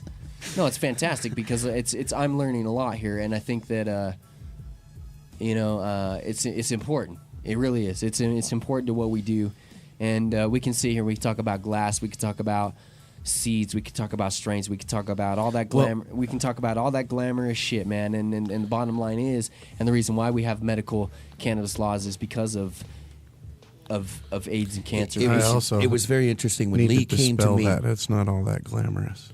Well, we're just farmers. No, but it is. A couple years farmers. ago, Lee came to me, and it was one of the first ones that he told. It may not be glamorous in 20 years, but it is It's now. pretty anyway. Smells good. That Lee, when he told me he had cancer and that he was interested in finding about how cannabis might be able to help him. And I was actually able to find a research paper put out by the American Leukemia Foundation or Center or something. It's a well recognized, and it had to do with cannabinoids destroying leukemic blood cells. Yeah. And that it was killed. It would not. They couldn't exist with these cannabinoids. There's been a lot of that stuff that's been posted online, and I'm unable to watch some of this, shrinking of tumors and stuff like that, and because I'm a squirmy kind of guy, I'm not like that kind of person, but I trust in the research that's been done because it's so widely made available now, and they're printing this inside of what is the name of that crow? What's her journals? Name? There's a well-known list that gets distributed every year. Something Crow. God, why can't I remember her name? Do you know what I'm talking about? Of all the links of every. I'm not sure. There's a huge collection. Basically, there's an entire page that has. I'm gonna have to send it to you now when I get home on the computer. That's a list of all of the latest and constantly is being updated of links to everything online that you can for medical use for cannabis. And these are all the research papers everywhere for specifically. I mean, it breaks it down to literally every different kind of disease and every different paper that they can find on everything on what will work and what doesn't and about this. And that's where I found this study on these cannabinoids and that they found. Willie Hempseed in the chat room, which Willie's a great longtime follower of this show and a great supporter. He said Patricia Spotted Crow, which that's not the case. That's not the person. Patricia Spotted Crow is the lady that's it's in Oakland. I think. Oh God, I hate this story. I hate even bringing it. That I don't want to get derailed onto that either. But she's in prison because of a less than eighth, and I mean that's just look up Patricia Spotted Crow's story. Go to tokethetown.com. It's disgusting and it's horrible. I tell you what, man. The first time that I hear of somebody in Oklahoma being sentenced to life for prison for making hash or whatever it is, man, I hope our community responds in some sort of response that throws some kind of shit upside down because that shit ain't right. Man, you're so quiet, Noam. I don't want to put you on the spot here, man. Granny Storm Crow. That's it. Granny Storm Crow. I don't want to. I mean, I hate to put you on the spot here with and anything that you're uncomfortable to talk about or whatever. I mean, no, he's apparently not. Don't know me very well. But let him ramble here. I think he ended somewhere with. It's hard to see you ramble. It seems like you're sort of more of that quiet person. You know, you're letting us do all the rambling and stuff. So no. Go ahead. But I was going to say, so he's one of these ongoing. That's why I wanted him to come in today. Is because being a cancer survivor and being a cannabis patient who is trying these other therapies as well, the juicing, the raw cannabis trying of this. He just went and got his card renewed with a larger garden so that he can be able to do juicing. For the quantities that he's going to need in order for this to work. And I'm going to use my background as a chef to get things that are more palatable for myself, and I have a really good palate, so I'll be able to make. So you do have a background as a chef? I do. Yeah, I worked as a chef since I was 14 until 30. Wow, that's really cool. That would you specialize in anything? No, not really. Jersey crap. Something you can fix. Fried onion rings. Actually, my specialty is being able to go into anybody's refrigerator and make an amazing meal of whatever they have. Dude, I don't beer know. and eggs. Beer and eggs. Bread. I honestly don't know if you have ESPN. ESPN? Oh my God, I really was about ready to say ESPN. I don't know if you guys have ESP, but I was about ready to say there's a fridge right over there, and I'm getting the munchies. I got some Earl here. Maybe we can make a trade. And no, I'm just. I mean, it's that's cool, man, and that's respectable as a person that doesn't know how to cook shit, and I'd really like to be able to, cook stuff. But So in making this juice cannabis, once again, like we said, we're talking with CPM, our friends Patrick Roper and Gnome here. We're just gonna call you Gnome, man. And if Or Fa. or what? Fa can. Fa F-A C-A-N-L-E-E. C-A-N. His My real name is fucking Lee. Fa- Seems you've already Fa dropped the can F-bomb. Lee. Since you've already. For real? For real. Look it up. Look it up on Facebook. You wanna see F-A-C-A-N-L-E-E. his Facebook page? I just checked in on the John Doe radio show. He's with got him. like 80 million fans. For real. You need your own. He does. You need your own show. You really need your own That's show. why man. we brought him. This is awesome. I think having you and Patrick in and would be. I mean, y'all just need your own show. Roper though over here, he just Roper is all. If anybody doesn't see Roper on cam or whatever, I mean, it's like he wants to say something, but it's just like it seems like today he's just shaking his head. It seems like you might be so frustrated. I don't have any good thing to say, so I just might as well not say it. He just shakes his head and he's like, he understands. And when you get that like whole like, you drop your head and you're like, damn, it's like that is your legal name. Not legal yet. I actually asked my mother if I could do that, and she was like, Not "Oh while God, I'm- I wish you wouldn't. Not while I'm still alive." And I'm like, "Okay."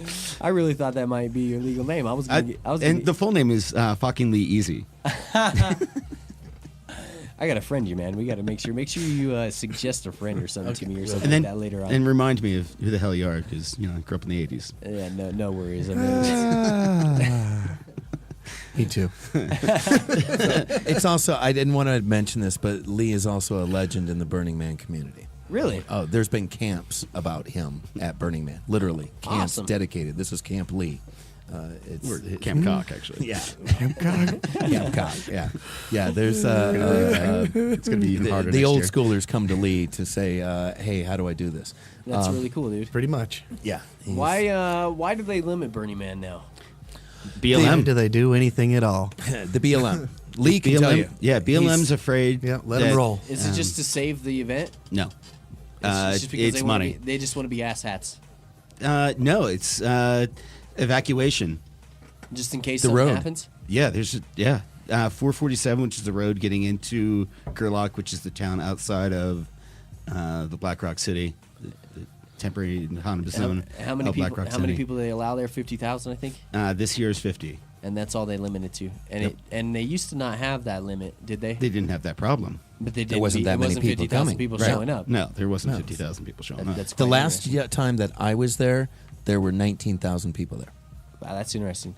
I've never been to Burning Man. We also have this thing called Yeah. Apogea. Apogea, yes. that Yep. goes here. Do you go to that? I do Oh, yeah. actually. I'm one of the. We all go.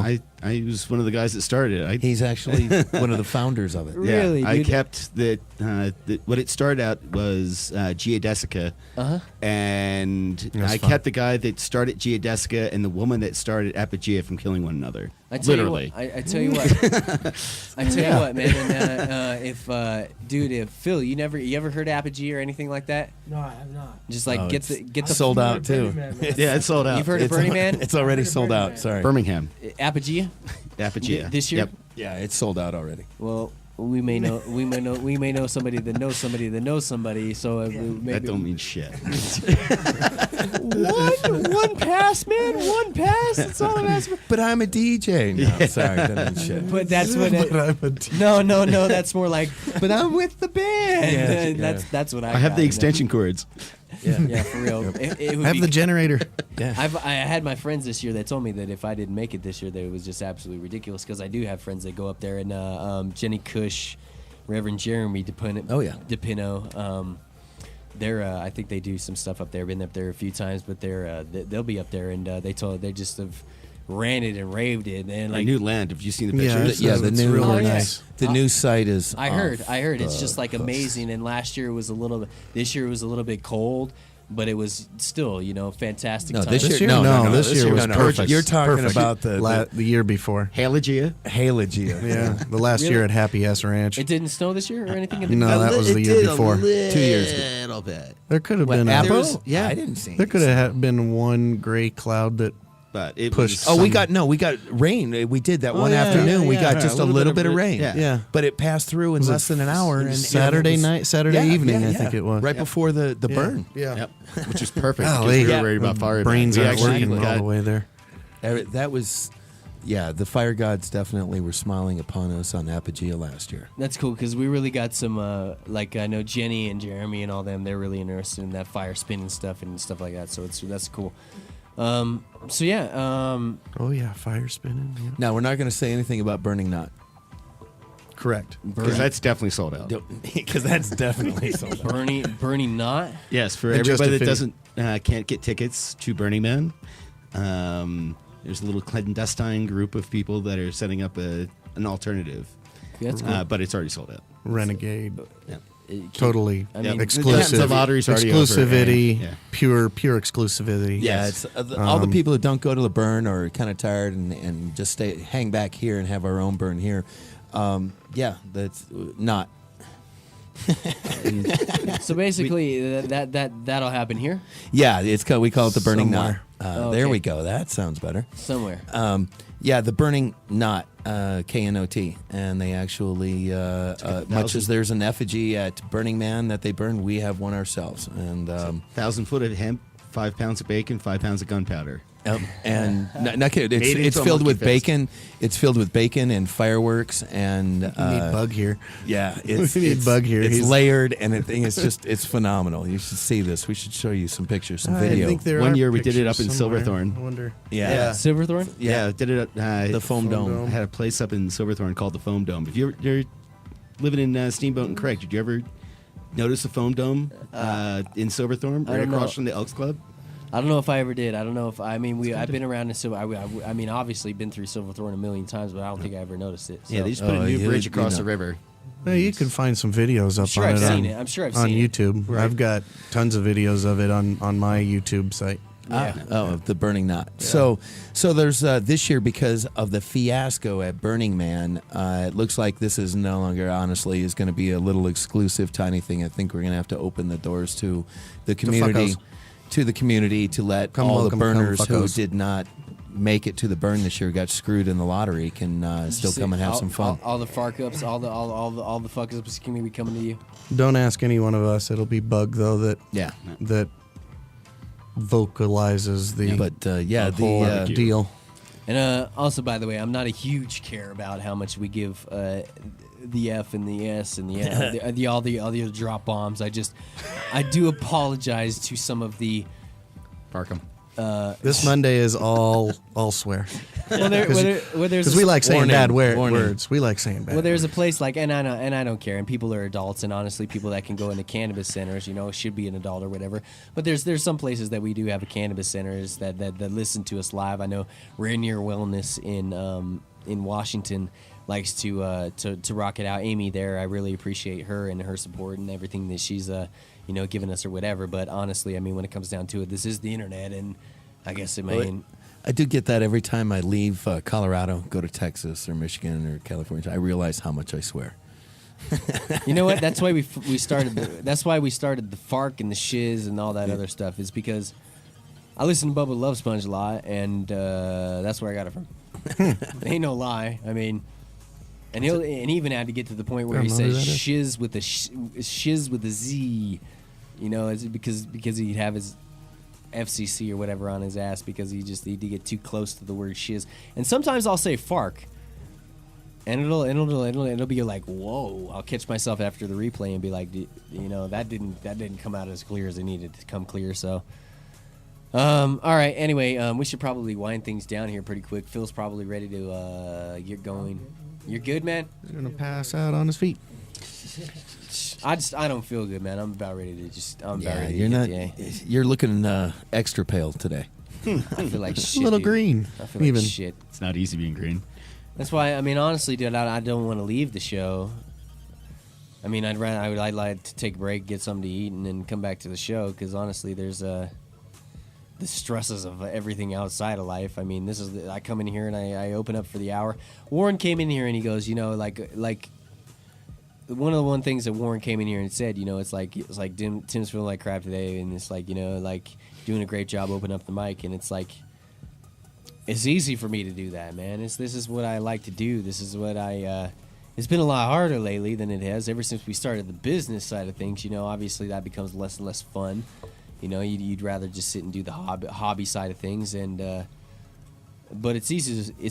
It's easy to flip that switch when I come on with you guys some days, and lately, ever since I've had to deal with the loss of, not the loss, but ever since I've had to deal with the breakup of the kid and stuff, I mean, it's been a lot of personal talk here on the John Radio Show, but we've also introduced you not only that and brought that to you, but also introduced you some of the most incredible glass that you could ever possibly see right now. We've brought in a good person, like Phil, that's committed to taking care of making sure that you guys get to see that glass. We've brought in people like CPM. We've brought in people like Rare Dankness. Now our a new sponsor, Top Shelf Extracts. Chloe Villano. All these great people that we've brought in, and it's not just about the news, and it's not just about the news. We did that for a while. I did that for a year. We sat and we read news to you and covered that, and there's a certain point that people enjoy about that, and enjoy us getting doing a once a week thing, and getting a certain person on and just completely digging in with that. Like, I hope we covered most of the stuff that we needed to cover with you, Noam. And if there was anything, is there anything else that you would like to say about what? It's just unfortunate that there was enough toxins built up to the situation where you have now, and we didn't really get into. Next week, I would love to have you back, maybe, and sit down and talk about, maybe we really didn't get into how cannabis maybe helps affect your situation. And I'm actually just going to be starting that. I have a baseline that we're going to shoot from and see where it goes. So it's going to be a few weeks. Yeah, and we didn't even talk about the juicer stuff. We want to talk about your chef. It's like, there's a lot of people that think that they can cook stuff, and honestly, I'll say one person, not a sponsor on the John Doe Radio Show, but she does have a lot of materials out in a lot of places, and I really, really do enjoy her product, whether or not it's the strongest product in the world. Some of it is, some of it isn't. But Twirling Hippies. Oh yeah, Cheesecake Lady's just got a fantastic product, and I'm a. Well, it's a lot of great tasting stuff. I sold a lot of that with the patients when they absolutely love that, and it's a little bit different. It's rather than the staples that everybody's used to having, the cookie and the brownie and stuff. She was able to offer up, some actually decent tasting edibles that. Were effective. Some connoisseur stuff, man. Some stuff that was, just like you said, not because I can't eat a brownie, man. I farked up a brownie in my, can't remember if it was my junior year of high school. We pretty much dumped all the swag in with the brownie and ate it. And ever since then, I cannot eat a brownie to this day without gagging on the brownie. Like, you fart funny? It's the same thing about you fart funny? Bailey's Irish you liquor. fart funny? No, dude, that was not a great experience. Choking down a brownie that just has tons of weed, and you're like, you're like Cardboard. I use this weed. I have got to eat this somehow. I don't care what it takes. And then it got to the point where it was like, I just ground up the brownie inside of a glass of milk and like chugged the milk, and then you're like, you're like, it's just, and you're sitting here, Noam, and you're looking at me probably like, how can you not like weed? It's like you would drink that, you would juice your cannabis and probably drink it raw. Like you said, it probably doesn't really matter to you, but to me, it's like our friend Derek, when he first started up his dispensary and starting up some new products, and unfortunately the dispensary got voted out and stuff, but he brought this sucker to me, and it was like this just hash ball, dude, and it was like really, really, really just pepper, like pepper spice. That's what I kind of don't dig about the just raw cannabis thing. So it'd be interesting to sit down and maybe talk to you about maybe how to The terpenes and the histamine. Yeah. Histamine's in it. Yeah, it's pretty strong stuff. For sure. And getting that flavor away from cannabis, but also having that potency is something that's going to come. That's something that I'll go ahead and say it right now is going to become an issue, and if it hasn't become an issue already, will start to become more and more of an issue. There's people out there, like with Derek Cummings, who's really released his Incredibles line, back when he had In Harmony Wellness, and it's like his candy bars and stuff, it's got like 170, 180 milligrams, or whatever. It's a pretty good, decent dose where you'd... chocolate, unfortunately, is really hard to hide that taste with. It seems like you either get that minty taste or you get that really, cannabisy taste. And then, fortunately, Derek's been able to kind of do that. And Chris Bliss, when we were hanging out with him for a while, Chris Bliss won the Cannabis Cup in Amsterdam, the last edible cannabis cup that was out there for his Reese's peanut butter cups. We've had those, and it was just like super strong and didn't really have that cannabis taste to it. And that may not be important to some people, but to other people it really is. Well, when you have to take it a lot, when you're an actual patient who, this is the thing I had to deal with quite a bit with patients who didn't want to smoke it and were looking at consuming it, having to eat that all the time. No one hates me right now. And they just like you're saying, the flavor. Sometimes we had some absolute phenomenal edibles that you couldn't tell, you couldn't taste it, and those sold the best. They really did. Some patients don't care, but most of the patients out there, they're having to eat this on a daily basis. They absolutely care what it tastes like.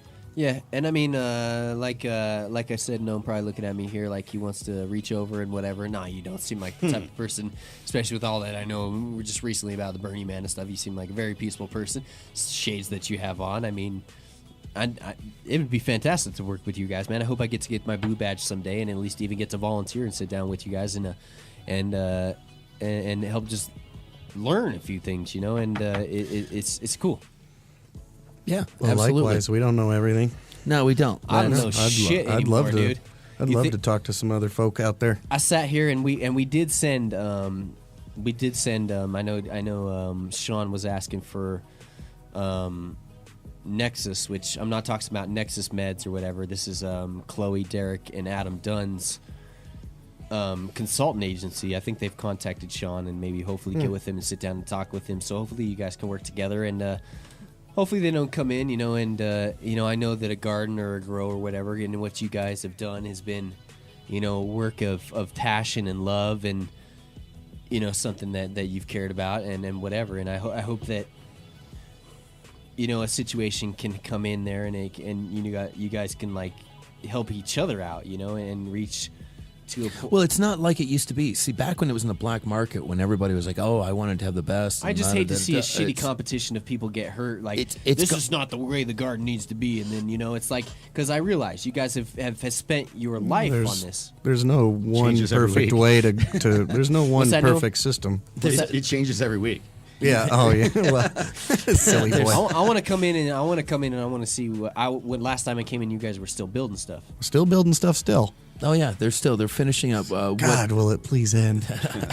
But it's Jesus. You know it never will. You're probably getting them with another facility. Oh geez, the next thing is to move the lab. Yeah, it's just honestly the space that we're at, we're pretty much reaching capacity. Maybe I'll get my badge and just start coming making Earl for you guys. Yeah, if you've got a good thing, if we get our MIP license, we're definitely going to need somebody who's going to be able to. As long has experience. I think as long as I can take care of it, I'm behind on a student loan when all this. Well, as long as you get just a settlement plan in place. That's all you got to do is show that you're trying working to do on something. Just have a settlement plan in place, and you can. And the felony I have is no longer a felony, but I mean the when I got in this whole money situation here a couple years ago with starting the show and stuff, this couldn't pay the student loan. Still was $2,000 left, and now it's like I don't even want to say. Yeah, it's ridiculous. Fucking government. What the hell do you think you're doing? That's another thing. Is like, what do you think you're doing? It's exactly. Like, it's like, what do they think they're doing? It's like what the. It's like you want people to get ahead in life, but then you double your. You're right. No. I need to turn up your mic, man, because you say some really awesome shit. Or get closer, silly. Yeah, no, he's fine. I mean, it's like he saw some greats. I want you in here. I want you as my.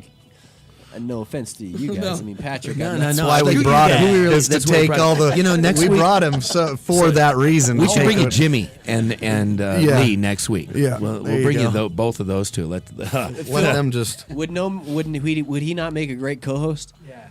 Just that dude that we need two co-hosts. We need a guy that's like totally wild out that can sit and maybe get uppity with me, and then we need Gnome in the background sitting there going, saying Snark. Yeah, being Snark. Just here and there, Total smart ass. That's Troll. true. That's what we need. Troll. I try and get Phil. I try and get Phil to sit down with us and do it, but he I don't know. He may get on the mic and be nervous. Yeah, I might cuss or something. He may lock up. Is that? Yeah. No, I'm I kidding. cuss all the time, I'm too. kidding with you. He wouldn't lock up. He's good to go. But yeah, man. I got some stuff I got to get done today. We already went 48 minutes past where I even intended to even go, but I loved having the conversation with you guys. And if you can come back next week, Noam, I would love to sit down and talk with you more about your chef situation, and also some more about what you've dealt with over the years through, With these fuckers? well, yeah, these guys. Not only He's had to take the brunt of it. not only the inside of the shop and stuff, but but also, you said it hasn't affected your life that much, but it's had to have. It was kind of a wake-up call. It's had to have maybe. If maybe in the future it's something that you maybe would like to sit down and maybe give people some emotional advice on, or say, this is what you need to do as a person to take care of yourself and go and get checkups or whatever you need. That's another, honestly, dude, I wouldn't have gone to the doctor like I needed to probably go and get done. I was starting to go a little bit crazy there, and if it weren't for the fact that there's people around me that say it's all right, then may have not possibly done it. And there's people just like, maybe you feel a bump on, as a dude, maybe you feel a bump on your testicles, or maybe you feel a lump on your breast as a woman, and Same with men. Men can get breast cancer too. yeah, men can get breast cancer. Say that's something. Don't let that scare you to go get that checked up and to taken care of. And that's another reason why we bring that story in there. Another reason why, and I got onto everything that I got on today, and me and my dad got into a huge fallout this weekend, and Trying to get at your mom? he probably wishes still, but even then I'm not quite. Even then my mom is quite a handful. So we I know. in there. I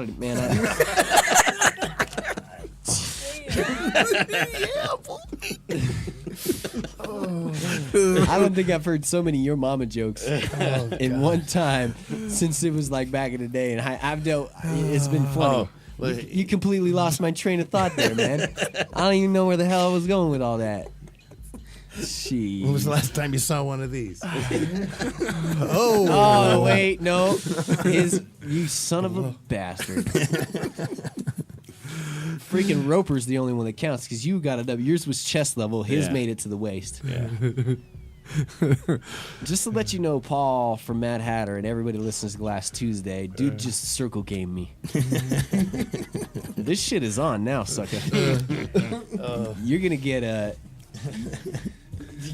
Oh no, it's he's the Luckily, Paul don't punch people, because if it was a punch from Paul, I'd be scared. I'd be running. That's about as deep as I get. No, that love taps and then wipe them off. Paul would probably, I don't know if you've seen Paul from Mad Hatter and his dreads and the big ass dude. Oh yeah. We used to carry his product. Yeah, if he gave you a love tap, it might not necessarily be a love tap. So, but he's a So yeah, he's a puppy dog. What do you the play hell ping am I pong? talking about?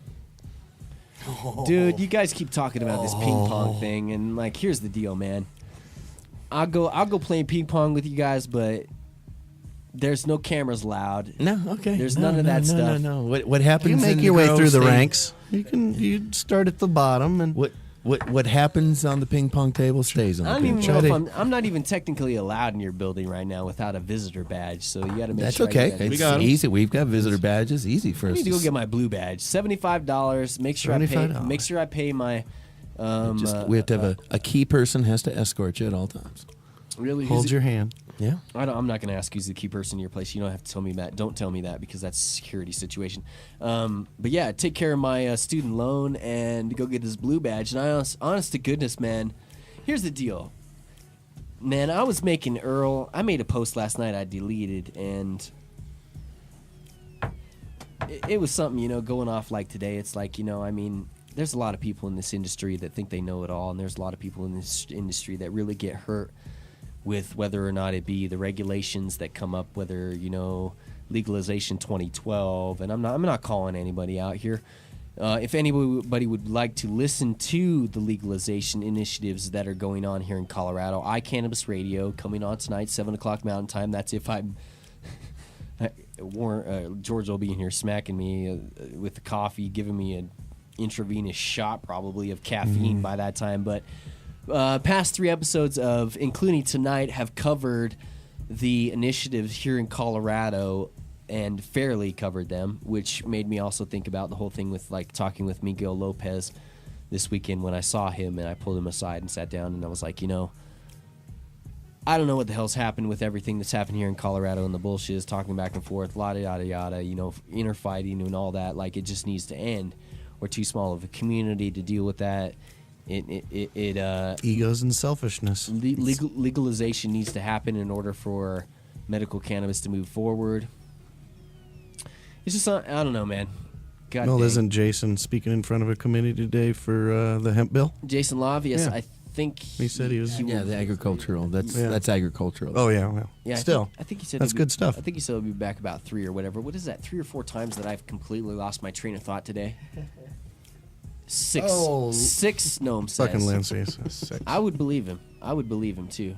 I would totally believe him. So we need this guy in here more often. Definitely. Why do you think we have him down in this warehouse? The problem is when I say we need people in here more often, a certain thing, a certain S with 2 lines through it comes into play, And it's like no, nothing's pro bono anymore, and I understand that I completely. And then no offense to you, Noam, I'm not saying that you wouldn't, and that you're not I like pro bono. A money go. I don't like those non-pro bones. So does your mom. How'd I know you were going to take it there, man? I tried. I was waiting. I was going to say it. I tried. I was trying to be respectful. Go back and say, that you seem like that type of person that, would give, give the shirt off of their back to someone that needed it. Any person that I know that's into Burning Man or seriously into that side of things, and twirling hippie, all the people. I don't know. Anyway, I'm rambling on again. It's just great that we have the community that we have. I would like to keep it the way was that 7. What's that? Rambling. 7. Lost track again. It don't matter. It's at the end of the show now. It's done. We're done. We're ready to go on and move on. And well, thank you again for having us. We actually took it 2 hours today, man. That proves that we could take the John Doe Radio Show here 2 hours and pay me. Well, Warren helped us. He got us through the first 20, 30 minutes. I can ramble for 20, 30 minutes easily. That's easy. I can ramble about nothing about the night before, about stupid episode of The Walking Dead, which I didn't get to watch last night. Hallelujah. I totally watched that twice. Do not. Let me tell you what this is. Do not. Right? Stop. Right? I'm not Spoiler alert. Spoiler alert. I will not. I won't do it, but you're going to love it. Oh my You'll God. love it. You gave me almost a stomach ache and a heart flutter there because that's the way you feel when you watch it. I cannot stand spoilers. Spoilers to me are like the worst damn thing in the world. It's like, I used to like watching the UFC, but I can't afford to pay pay-per-view. Oh, and then you find out who wins. So you gotta stay off Facebook and Twitter because it's everywhere until like the next day. And dude, you know me. I mean, I can't stay off of Facebook and Twitter. Past 24 hours, last night I even looked of how to even shut off Facebook, and you can't get out of it. Nope. You can't shut it off. Nope. You can deactivate it, but if you have enough friends and you have enough inside of Facebook, they will find you. Every time somebody comes in and gets you and messages you, it'll reactivate your account and send you a message. Wow. Jeez. Well, I do know that even you delete everything off, it's still not deleted. Everything is saved. Everything that you've ever put in, every comment, every picture, every like, all of that is still there, even when you completely shut down your account. I downloaded my whole everything. Oh, yeah. That's why you use a fake name. fuck, Henley. You know what? buddy. You know what was Or fun? not get on in the first place, like myself. Yeah, not get on it at all. That's Yeah. another good thing, is because all this crazy shit started when the ex left, and it's like I hear about it through these people. I'm sitting here, I'm sitting here like These people. 6.5 years, had a kid or a girlfriend in the house every night, and then I'm now sitting here alone in it every night. I'm not trying to wham it's not, yeah. or nothing, but it's like Facebook's sitting in front of there, so It's more popular than porn. you got 4,000. But not as popular as your mom. I don't know if it's as popular as my mom, and I don't know if it's as popular as porn. No, it's more popular. In fact, Than it your was mom? last year. It Mom's surpassed more people when they get onto the internet. First thing go now, they click more social networking site, Facebook, than they do porn. Phil is looking dumbfounded at this. Do you It's believe true. this? This It's is the crazy. truth. You know what? I could kind of believe it because there's some motherfuckers that don't make a move without putting it on Facebook. That's right. They don't exactly. I'm going to the can. Everything. Use my left hand. Yeah. That's that's Well, it's the first thing they do. It's like, okay, yeah. First thing I do, I get home, turn on the computer, check Facebook, then flip over to the porn and jerk off and go to sleep. Yeah. that's what people do, man. That's what people do, and honestly, it's Actually, become they probably check Facebook before they go to sleep again. Yeah, yeah. Then check Facebook yeah, again. Go back on it. Yeah. That's what I did. Yeah. Just shook hands with Mr. Happy, and now I'm going to sleep. Yeah, it's like ridiculous. Damn it! I almost screwed up our little thing there. Anyway, I'm gonna let that bed go, and then I'm gonna pot this up and get back to where we need to go. Anyway, yeah, it's Facebook is a horrible thing, and it's the bane of all existence. And damn it, I wish I could keep off of it. It's almost more addictive than crack, which I've never done crack, but I would imagine it'd be more addictive than crack. It's not what it's cracked up to be. Well, it's just you ain't on it. What was that for? But boom. You need to get on it then. You need to see what's up with it. Oh yeah, I need to get on it. All right. He's like he needs to get on it like he needs to get on Lordy. a noose or something, right? Yeah. Exactly. Good stuff. Use my story. Go on my page and look at my page and the amount of just bullshit I unload, and then you'll be like, "Oh, I'm glad I don't have this," because then it's just like, I used to say, I like Dear Diary, and like at the beginning, it was like I know this is shiz I'm going to be erasing here in a minute, but it's like Dear Diary, you get into this and it's a great outlet. It is, you got 4,000 people that sit here and give you good feedback, but then you also got all these business people and your sponsors and big wigs that. It amazes me every day more and more how many people sit here and listen to our show for entertainment, for information, for whatever it is. I mean, it's almost more so sometimes that we have those bigger wig people, like those quote-unquote move makers listening to our show than we do sometimes actual listeners, which is not really true, but it really does kind of fry your brain sometimes to think about how far we've come in the 5 years that we've come and the respect that we've kind of got, and that's cool. It's because of people like it's because of the listeners. It's because of myself. I think I've done a great job of being able to keep things kosher with the people we've worked with, and then mostly, main of all, it's been the great guests that we've had on the John Doe Radio Show that have given us fantastic information. We get characters like Gnome over here. That's and I don't mean character. I mean that's who you are, and I'm a character, man. Freaking. We're all characters. I have never met anybody more comfortable in their skin than Lee. That's really cool. And here's another thing: is when we watched Weed Wars, that the dress, and not that you remind me of dress or anything, but you mentioned the whole thing of you've never met too many people that were more comfortable with themselves and whatever. And he is what he is, and he does not try to impress anybody. Yeah, this guy Dress on Weed Wars he's part owner of Harborside, and he wears like a male type dress around and A muumuu? a muumuu sort of, I get some moo-moos. No, like Dave. which I have no problem with. I'm not going to hate on nobody. I can see the correlation between Lee and him. Then, yeah. There's no gay, there's no straight, there's no quirky, there's no nothing in my book. There's loyalty, there's fairness, equality, all that stuff, man. That's honestly, I mean, and that's really Honor. What's unfortunate about that is that'll fuck you up in life sometimes, if you let that get to be too far ahead of what I mean, I don't know. Maybe I'm 28 years old. I don't know a shit ton, and I need to learn a little bit more about life. And maybe I'm a little bitter right now, but I feel like, you let that side get a little bit too much far ahead of you, then you... And this goes for the cannabis industry, too. I mean, this is exactly with the cannabis industry. You let yourself... You give yourself out, and then it's like there's always someone that has to come back and try and stick your head on top of a tee and knock it off, just for some reason or another. And that's frustrating, I mean... That's not why we're here doing this, and that's not the respect that we deserve. That's not the respect that we're trying to give out. Okay, then. I don't know. I'm fucking rambling today. Hopefully you guys had an enjoyable day. Absolutely. 8. Thank you. Oh, yeah. What's up? Oh, 8. He's keeping count still. He's keeping count. Did I completely lose train of thought there? 9? 10? Let's just make it an even 10. Fark it by the end of the day. Sure. By the way, make sure you guys check out Compassionate Pain Management, CPM. These guys are awesome, awesome, awesome, good people that, even if you guys had, this is stupid to say because you don't have the worst product in the world, but even if you guys didn't have a great product or whatever, it's honestly a matter of the quality of type of people that you're dealing with.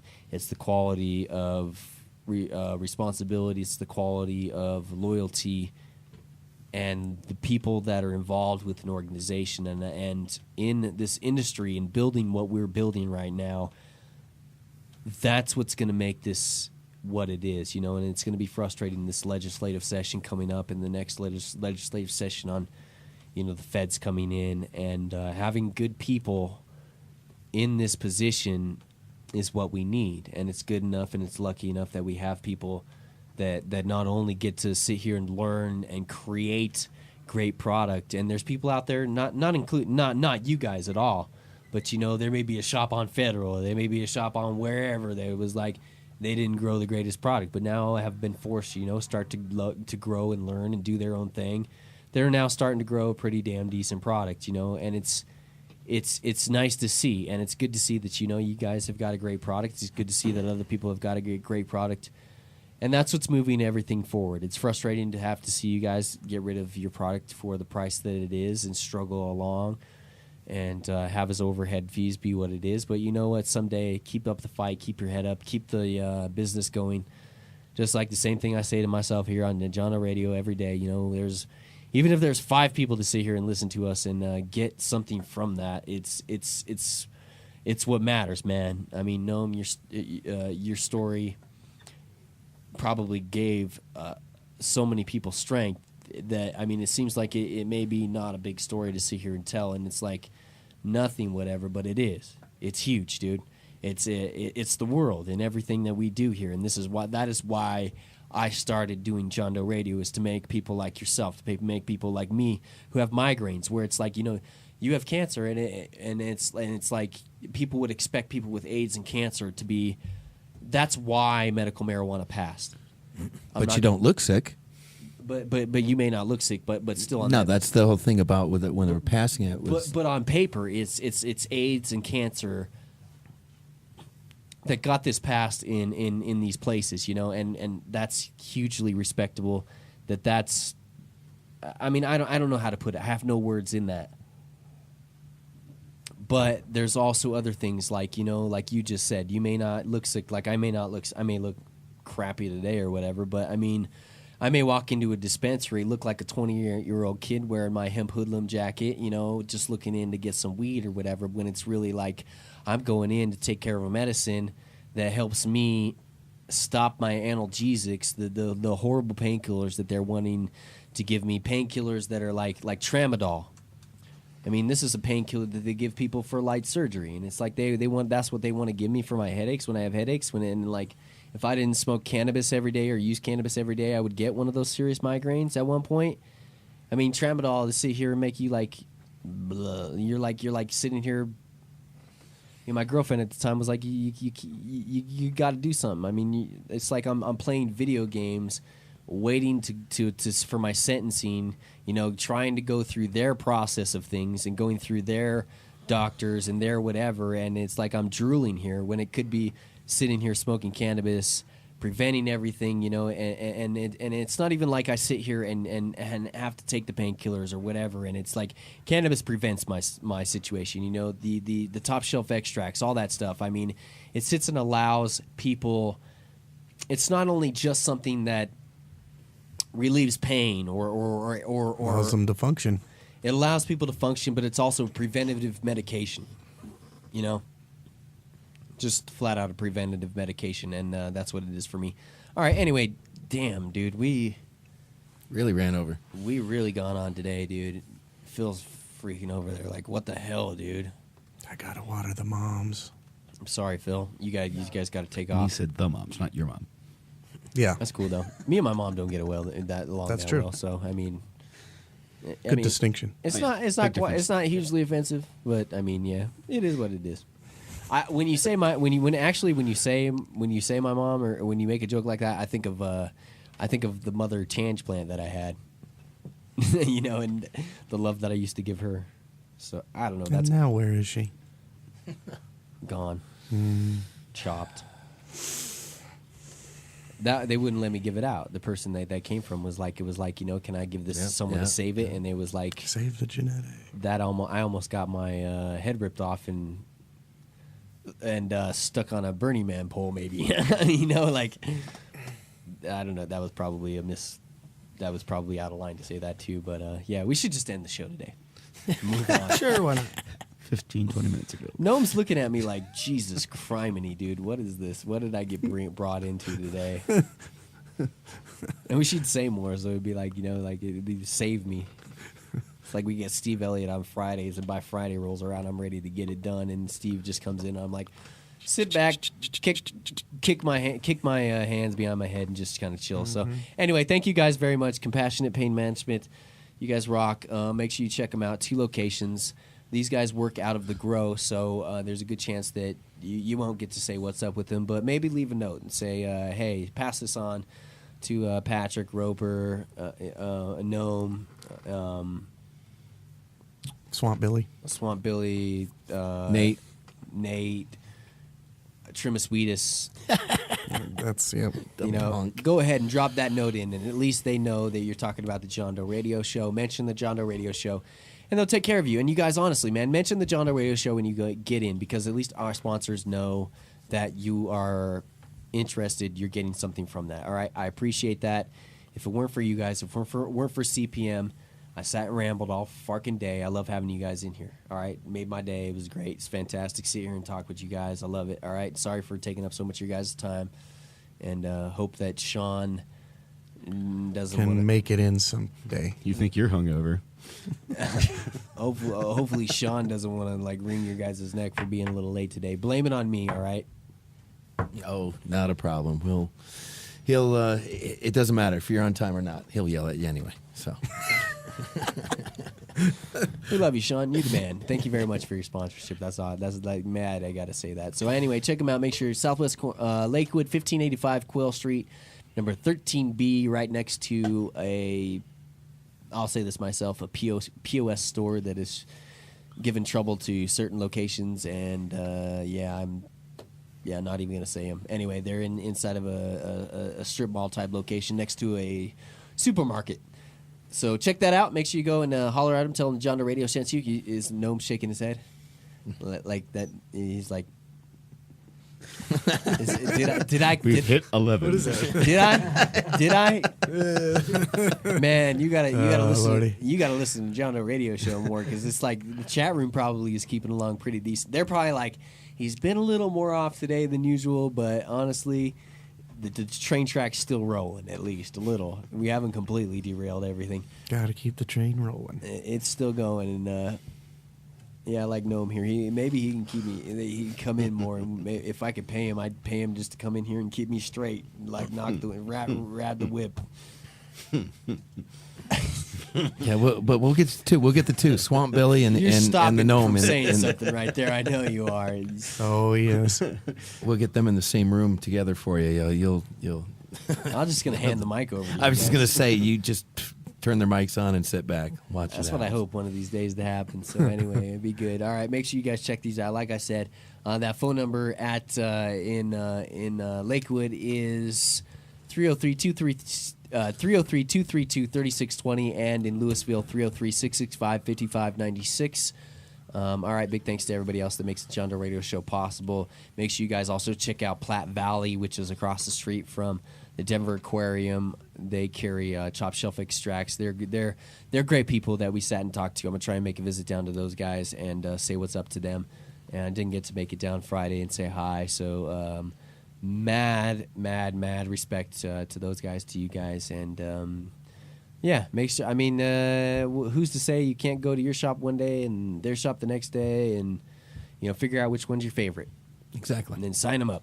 Sure enough. All right. Don't you hookers go jacking up your prices. See you in a minute, John's mom. You guys are awesome. All right. Anyway, thank you guys for hanging out with us. Compassionate Pain Management, chilling with us. Noam, thank you very much for being a patient dude. And and I appreciate your story. I really do. Hopefully, we got everything in that needed to be get in, and we want to sit down and be more focused next time, and maybe talk to you about the chef stuff and all that other stuff. Roper. Oi. You went and I'm still here. Thank you very much for sitting and hanging with us. We appreciate you, dude, and keep up the great work. Maybe there's some time we can get you in here on a Wednesday. You guys, any of you guys, on a Wednesday and sit down with Scott or Adam from THCs and ask them questions. I know that they'll probably be in to sit down and talk with you guys on a consultant type basis. So that'll be really cool. So good times. Thank you. Also, Thank you. Patrick and Sean. Everybody at CPM, thank you guys. Cut Above Denver, CPM, as we mentioned, Mad Adder Smoke Shop, Rare Dankness Seeds, everybody that makes this show possible. I went off today. It was, Jesus criminy, hour and 15-minute show, and I really appreciate you guys. Wouldn't do this if it weren't for you guys, and I didn't really give a damn, all right? Otherwise, I Wouldn't be here. You know what's funny? Otherwise, I said I was going to go get a job at a gas station at the corner. And I tried. And they wouldn't even give me a gas. I can't even, King Supers won't hire me. I can't get a gas station job because I'm a felon. I can't sell liquor because I'm a felon. It's like, are you kidding me? So what can I do as a felon? You can't even vote, can you? No, I can vote in the state of Colorado as long as you're not on paper. Oh. As long as you're not incarcerated is what it is in the state of Colorado. You don't. They don't have any responsibility to take care of your voting rights as you're incarcerated. Well, but that's cool. But yeah, in other states you get emancipated or whatever the fuck that word is called, and you're screwed and you can't vote. Period. Once you're a felon, which is crap. I mean, how that's constitutional, I have no clue. I mean, if you're a felon, it seems felons and certain people that are like, some of the lowest. That came out wrong. Well, not for growing, but I mean, geez. Well, it just seems like the people Do that you really want people that are total rejects of society voting? Well, I mean, you've lost your right to participate in society. But still, that's not how I necessarily feel about that. I mean, I feel. That's okay. But and we can agree to disagree on this. I feel that blood was shed for every single person in America to be able to vote, no matter really what you've done. And it's like, if you're in prison and you can't vote, and there's a prison initiative that comes up that could change your life, and you're not allowed to vote on that anymore, like, there's certain constitutional rights that shouldn't be taken away from you. Well, you don't get to bear arms while you're in prison. I know, but you're right. Second Amendment's dead. No, you're right. First, too. The First Amendment. The First Amendment is almost dead. Yeah. Anyway, this is a whole nother topic we get on or whatever. It's a 2-hour show within itself. Want to sit back down again? Yeah, it's like we got. Go into the Constitution with you. Feels like if we sit back down again, the camera goes off and I'm out. You guys can have your conversation. Thomas Jefferson, I'll tell you. I got to get some people some money, and it's kind of funny. Anyway, I'm gonna shut the fuck up. All right. I'll have money in my pocket and it'll be gone immediately. It's a shitty thing. So I mean, fantastic times. I don't mean to sound as crappy as I did today, and I apologize to anybody if it sounds like I'm a downer and I bummed anybody out. All right, it's not what I meant to be. It's not what I meant to do. We're just sitting here talking. So thank you guys. All right, I ramble. Fudge. I haven't slept at all. Lucky 13. Get some rest. 13. Is that it? Nice. We'll stop at that one. Yeah. Lee, have yourself a fantastic evening. It was very nice meeting you, my friend, and we hope to see you back here CPM is a fantastic place, and I don't care. You guys have fantastic meds, and it don't matter. I'm telling you, listening audience, good people are good people, and I tell you, we wouldn't keep good people on the John Doe Radio Show coming in every day if they weren't good. Yeah, I mean, screw the assholes. Good with the great people, you know? People that devote their time and energy and give a shit about you guys. I got a stomachache. I shoot up that Excedrin and then drink that whole cup of coffee now. Now I feel like shit. I really went off earlier, didn't I? Did you forget something? Yeah, I don't want to leave my trash in here, but I guess everybody else did. Oh, you know, it don't matter. We got a trash can back there. It's all cool. Kind of wild out today, didn't I, at the beginning there? A little bit. Sit down here for a second. We barely get to talk to you, Phil. Oh, man. So we got Film and Phil here. Yep. We won't talk about too much of your history, whatever that you got. I mean, you got your... What do you want to go into? You got a you got a little... Got a big one. Hold on. Hold on here. All right, just had to make sure. I wanted to. I mean, you got a little one. Yeah. Want to show you a big shout out to little Phil there. And honestly, dude, some of the I've sat and I've talked with you about all this bullshit that's gone on in my life, and you've been cool about that. And I mean, you're going through your own stuff, and I'm not gonna air out your dirty laundry or get into anything that you whatever, But I mean, I appreciate you, man. I appreciate you coming on and doing everything that you do. The videos that people sit and watch. I mean, if it weren't for you, there wouldn't be no videos. I'm not going to sit and take video of the shows. I could give a fuck less about the video. It's the people that give a care about the video. I can't get it done myself. I mean, I got enough to do. So you came in, you take care of it. Yep. We'll try and figure this out. But anybody that's listening here at the end of the show, a couple hours after it is, I should announce this right off the bat. But the show's going to switch to a 5 o'clock. Unless something just don't work out, the show's going to switch to a 5 o'clock Mountain Time. It's not going to happen anymore at 11 Mountain Time. I just my sleep schedule don't allow for it anymore. The schedule here at the studio, if everything works out, ain't going to allow it for it. And seriously, I mean, I'm not trying to bitch at you guys. I'm not trying to whine and say nothing. But I don't have a car. I haven't had a car for a minute, and I've lived a little bit over my head. I lost, the girlfriend, and I sit here and say I lost the girlfriend. The girlfriend and I and the kids split, our ways. My car broke down before we moved into our new house.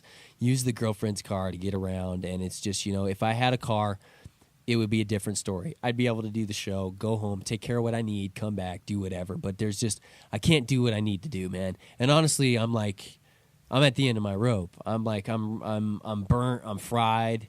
I mean, Phil, I mean, every morning. Man. I mean, you sit here. It's. I mean, it's a rough road sometimes. You see me flip on this switch. I mean, today is one of those days that the switch got flipped off. But I mean, you see me. I come on here and it's like I'm a completely different person. Especially the conversation we had before. I mean, I was sitting here and talking. I mean, the conversation we had before. Like, my dad calls me before we sit here. I mean, we have this conversation that could, rock my world before whatever, and I got to sit here and pull it together, calm down, and do whatever after all the just crap I've been through this weekend, whatever, and I don't know, man. I'm not trying to bitch. Is all I'm trying to say to people, I mean, you're having your times now. I mean, you're here because...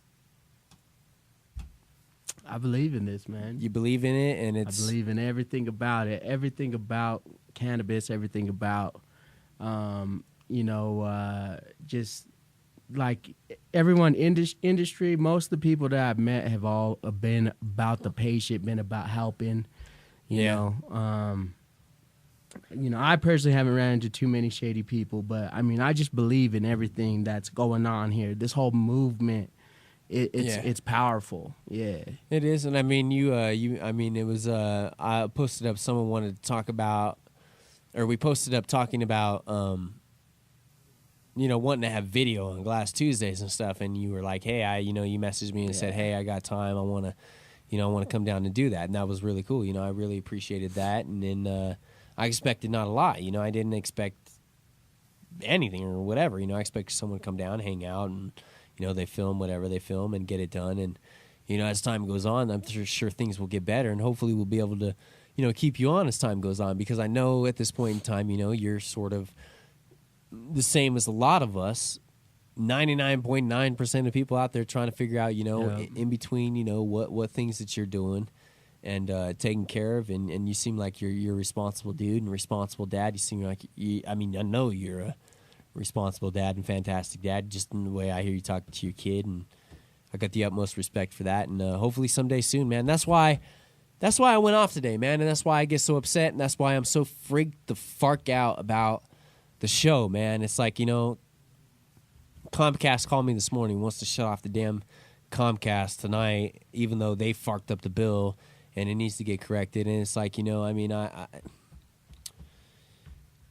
family left. I'm living too far above my means. I need to find a roommate to cover about 5 bills to be able to get on top of back of where I need to go. And I understand that, man. I thought this shit was going to be a lot different here. I didn't think things were going to go the way they go. Life never goes the way you think it's going to go, Yep. You're always throwing that curveball. Absolutely. Especially, I'm sure, with having a kid, dealing with baby mama drama. I already know. I know that, and I didn't even have my own kid. It's like I got a kid that, I consider my blood, and then now another situation to where, I sort of, want to help out, and not sort of, I want to help out, and everything else that just goes on top of all that, man. It's a really hard. Everybody's going through it right now. It's a really hard time for everybody. Yeah. And it seems like sometimes nobody gives about what you're going through and what you have, because they got their own thing. Yeah. Which is cool, and I understand that. Yeah, you can't blame them sometimes, You can't. So, I don't know. Yeah, just wanted you to sit down and say what's up to the good people of the Genre Radio Show. Make sure that people hear your voice. And anytime you like to sit down and just rap, man, if there's something that pisses you off that you want to talk about and you want to holler at these folks about, feel free. All right. We were supposed to make this one of the shortest shows possible today. It's probably the longest that I've done. How farked are you on time now? I don't know. We can see what's up. I need to dab more than anything right now. You need to dab more than anything. What time do you have to be out? As long as I'm on the road hitting I-25 north by 3 at the latest. Well, we can leave right now. I'll shut off the show, save the show, and then upload it for later. And then, because I'm gonna be here all day. We'll go take care of business, and then you'll drop me off back here. It's frustrating that other situation. I'm not gonna air it out because it makes me seem like a douchebag. And seriously, dude. Come on. You know the other situation that's at home, and I can't go take care of that because I got to go take care of this. But it's also because I gotta, I'm gonna have $10 in my pocket to have food for after that. Man, shut the. I'm tired of bitching. I'm not bitching to bitch, but I'm at the end of my rope. My rope is burnt. Yeah, I feel you, man. I'm sure you feel this shit too. A lot of with your life and stuff. You're not the type of person like me where you air your stuff out. You're not. Yeah. You're not. And I'm bringing you into probably an uncomfortable situation here. But that's the Genre Radio Show. You knew it was going to happen at some fucking point in time, man. You know it was going to happen. You don't have to say anything you ain't want to say. And I never in a million years want to intend to make you uncomfortable. And, I don't know, man. Just honestly, when it comes down to it, I can't post online like FK it, like fuck off, like KBPI. You used to have this thing was like fuck off, like they had to. I don't know. You probably never listened to KBPI too much. You're more of a 107.5 hip hop. I don't really listen to too much of the radio, but yeah. You're even that fuck that radio shit too. You're you straight Chip That Ripper I played the other day. You were down on, and that's what Now I knew Chip the Ripper, but that stuff that you were playing here lately, I'm like, yeah, I gotta get on this, man. I gotta catch up on this shit, you know. And even Project Pat and that was ridiculous. Just totally went to go drink this water, and it was like literally nothing in there. Project Pat and Juicy J been doing some mixtapes here for a minute since since '99, I think. Mm-hmm. I think I saw that was the first. I went back and listened to some shit, and I think it said '99. Or no, it was 2009. Because '99, that would have been a long time ago, and the production on that CD was just way too. There wasn't mixtapes and stuff like back then, like it is now. And I'm tripping. Not of this quality, at least. No, yeah. datpiff.com, by the way, is where I get a lot of my stuff. And there's an app on your phone that you can get DatPiff to, but I haven't got that son of a bitch to work yet. So hopefully it works, because then it make my life a lot easier to be able to search for music and stuff, you know, like that.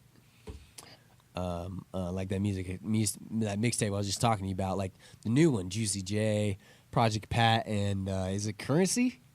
Yeah, I think I heard Currency. Yeah, Currency goes hard. I like Currency. Like a lot. there's that. Let me see here. Let me pull up this song. One of my favorite songs on here. Oh yeah, you got French Montana, don't it? That's who it is. It's French Montana. Morning paper, cocaine. Y'all gonna be like, what the hell am I talking about? It's French Montana, Juicy J, and Project Pat. Yeah. Because it's not. Currency is more of the, like, is French Montana part of the, is he part of the Wiz Khalifa, what's his crew? What's his crew's name? French Montana is one of them dudes from New York. I don't know. What's dude's name? What's Wiz Khalifa's, what's his thing? That's Taylor Gang. Yeah, Taylor Gang.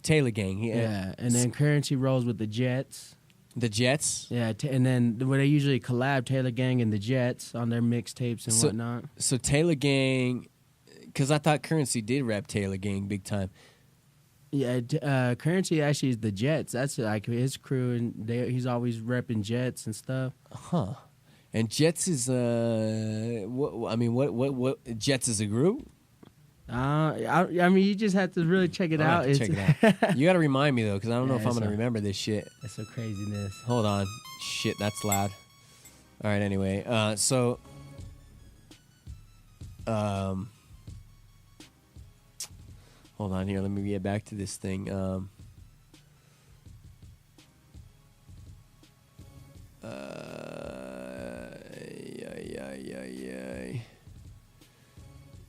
on, I totally screwed up there. Lost my place. All right, anyway, so yeah, there's just I just noticed that, you know, you're the type of person that listens to a lot of like straight rap. You can't really call it gangster rap no more, because there ain't no gangster rap no more. Yeah, like that era ended whenever we shot each other. You know, like it just kind of stopped. There was that R&B period, and there was that bullshit fucking juvenile crap all for a while. And you know, I mean, I don't know how you feel about juvenile and that stuff, and like the whole, you know, I don't mind Lil Wayne now, but I mean, there's that whole, you know, like he was cool before he started wearing girls' clothes. And before he started wearing his skinny jeans. Yeah. D-Money, why you gotta wear the skinny jeans? Derek Cummings wears the skinny jeans. the punk ass. Like he's I'm not calling him a little punk ass. I'm calling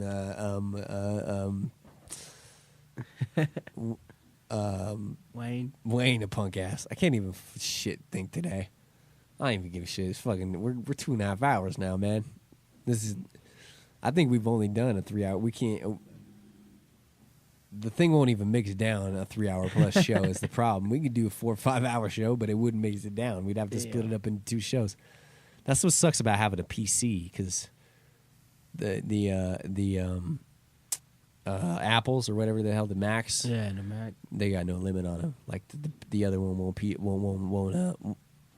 let you do it. Anyway, get back to that finished thought we were talking about. This song right here. This is my favorite song off that CD. You ain't got no headphones on. Throw your headphones on.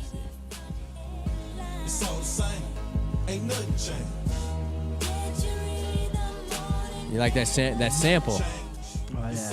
It's an old school sample, and they redid it. You like that? And then it kicks into this. Like just that beat and stuff. I mean, that's like we're totally off of weed, and I don't give a damn. We talked about weed for 2 hours. I don't give a shit. I just know that you're into some music and shit. I wanted to kind of connect with you for a minute here and chat. Yeah, I could dig that. Anyway, that's all I'm listening to right now when that shit's when I'm sitting at home and just chilling. I go to datpiff.com and check out whatever it is. So anyway, we lost most of our live listeners now, and that's cool. And I'm sure a lot of the other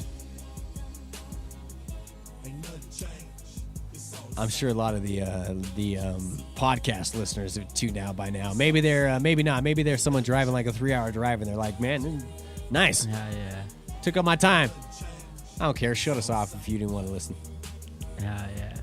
The talk we had today was still good talk. I don't give a shit if it was rambling. This shit was entertaining. Yeah. So I appreciate you, man. Yeah, I wish there was a way I could see who was going to watch this whole thing to the end on YouTube. I would give you something, but I don't have nothing to give you. What do you mean?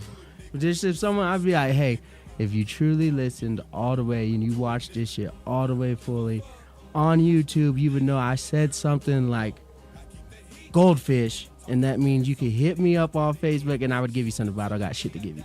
All right, we'll hit that dude. We'll figure something out. Yeah. I still got to get you a damn piece, though. You promising other people things, and I still got to get you taken care of. Take a fat ass dab of shatter for you. We need to smoke. All right, we're going to let it go. And I appreciate you, dude. I told you this morning 1 minute that I'd be outside, and dog gets sick right before I leave, and then I like... Hey, man, it's life. Life happens. Life happens every day. I got out to the car, and I felt like I was about ready to... I felt like you wanted to hit me. I was like, I'm sorry. Oh, no. No, I'm just saying. I knew you were frustrated. I'm like, that took forever for me to get out to the car, so... Oh, no. No frustration with you. Just to clarify, no frustration with you. Life happens. Yeah. You're telling me. Yeah. Anyway, I wish you the best, Phil, dude, and whatever needs to happen. I mean, if something comes up in between now and then... You know, no, they ain't shit, no hard feelings or whatever. You know, I mean, it would suck to have the camera end, and we would hopefully try and set up something in the corner to film stuff. But honestly, man, I hate going back on my word, and I hate going back on you know, things that we sit and talk about and do on the John Doe Radio Show. Taking away the video would be horrible. Going back to doing the thing in my living room would be horrible. Losing my house will be horrible, because then, I mean, I just want everything to keep how it's going and for everybody to get paid. Yeah, for sure. That's all I want, okay? Time to shut the fuck up and time to go dab some damn dabs, all right? And I needed to sit here and just bitch to y'all. So if I come in tomorrow and start bitching, you can smack me, because it's Glass Tuesday, and we shouldn't be having too much of bad times on Glass Tuesday, all right? Feel bad. The chat room's fucking pissed at me because they think I'm depressing them probably here. Damn. Well, we're about to put some smiles on.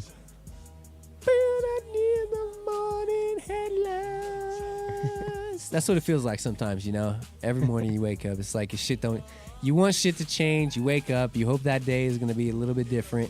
And the same damn headline. Groundhog Day. You said it. Groundhog Day, man. Every day is you live in the fucking Bill Murray life right there. Oh, for sure. All right, y'all have yourselves a fantastic day until we meet again tomorrow, where it's Glass Tuesday. Thank you, everybody, that makes this show possible. I thought this show was fucking awesome. This show rocked. This shit kicked ass. You guys got an hour and 36 minutes. Or no, 2 hours. Wait. 11, 12. How much time did they get? They almost got almost a 3-hour show today. They almost got a 3-hour show today. Yep. You gonna be able to mix this down? Yeah, it'll be cool. It may take a little extra time. Yeah. It will be all right. You know, however much time you need to take. Don't lock up your computer like crazy, you know. It'll be cool. Yeah, it's nothing. I can't tell you people, every single one of you motherfuckers, I'm telling you right now, I didn't mean to cuss at you. I did not mean to cuss at you. I apologize. What's your online name? Your Facebook? Earl Ripper. Hold on here. ERRL. I keep farking it up for you. ERRL. Ripper. Earl Ripper, and you got that Oilers logo. I'm going to go ahead on my Facebook page right now, and I'm going to tell you what. I'm going to post on the Facebook page.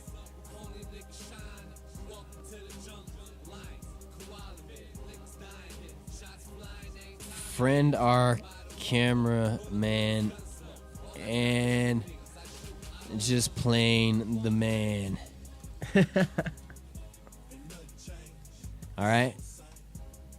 So I got that. People, all right. So make sure you guys go check that out. Friend him. Whether or not you're here for a long time or whatnot, man, I hope you're out here for a long time. Diamond can come back anytime he wants. I mean, I don't know. Were you listening when Diamond was around? Yeah, a little bit. I met him at the Cannabis Cup though. Cool You met him at the dude. Cup? Yeah, I met him at the Cup.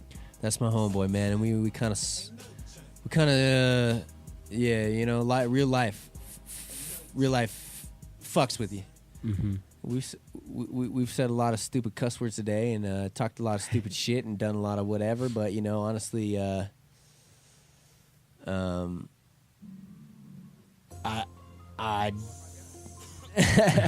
I really do apologize if you had to shut us off, or if you're like scringing. Is that a word? Is that the word? Scringing? Cringing. Why the hell am I saying scringing? If you're cringing because of the words that are said today, I apologize.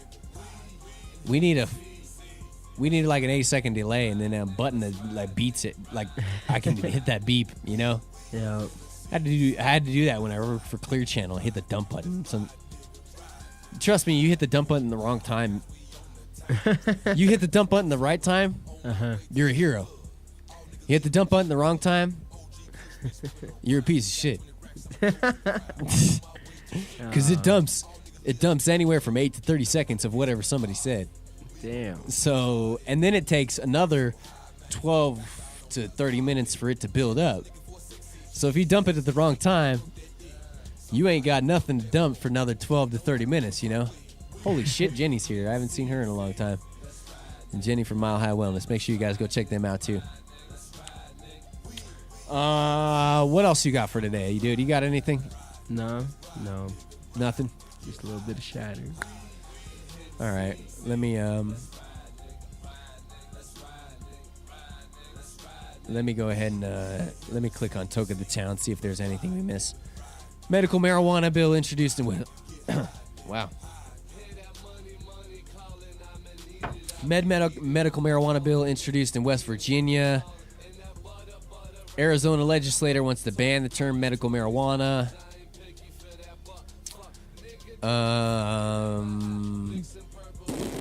What else we got here? Medical marijuana bills introduced in Maryland. Man accuses cop of mistaking his genitals for marijuana. Damn. Some stories about Normal Women's Alliance on here. Medical marijuana profit is allowed under California law. That's we talked about that last Friday with Steve, with Robert Rake, writing that in a recent letter, the originator of Senate Bill 420 clarifies that medical cannabis providers can make profit. I would suggest y'all go to Talk of the Town and find out news information if you miss the news and all the information that we give to you here on the John Doe Radio Show. And how many times we tried to end the show today? It's been a few. I don't want to move on with the rest of the day, dude. You know what I'm saying? Yeah, I hear you. I don't know if you do either. Yeah, not really looking forward to it, no. We gotta man up, man. We gotta man up, though, and deal with the shit that needs to be dealt with is the problem. Yep. Anybody, you got money out there, go to the John Doe Radio Show website. There's a donation on the right side page. It would really help us out. Any donation that comes in, Phil's gonna get a chunk of that. So, yeah. Don't expect nothing from y'all.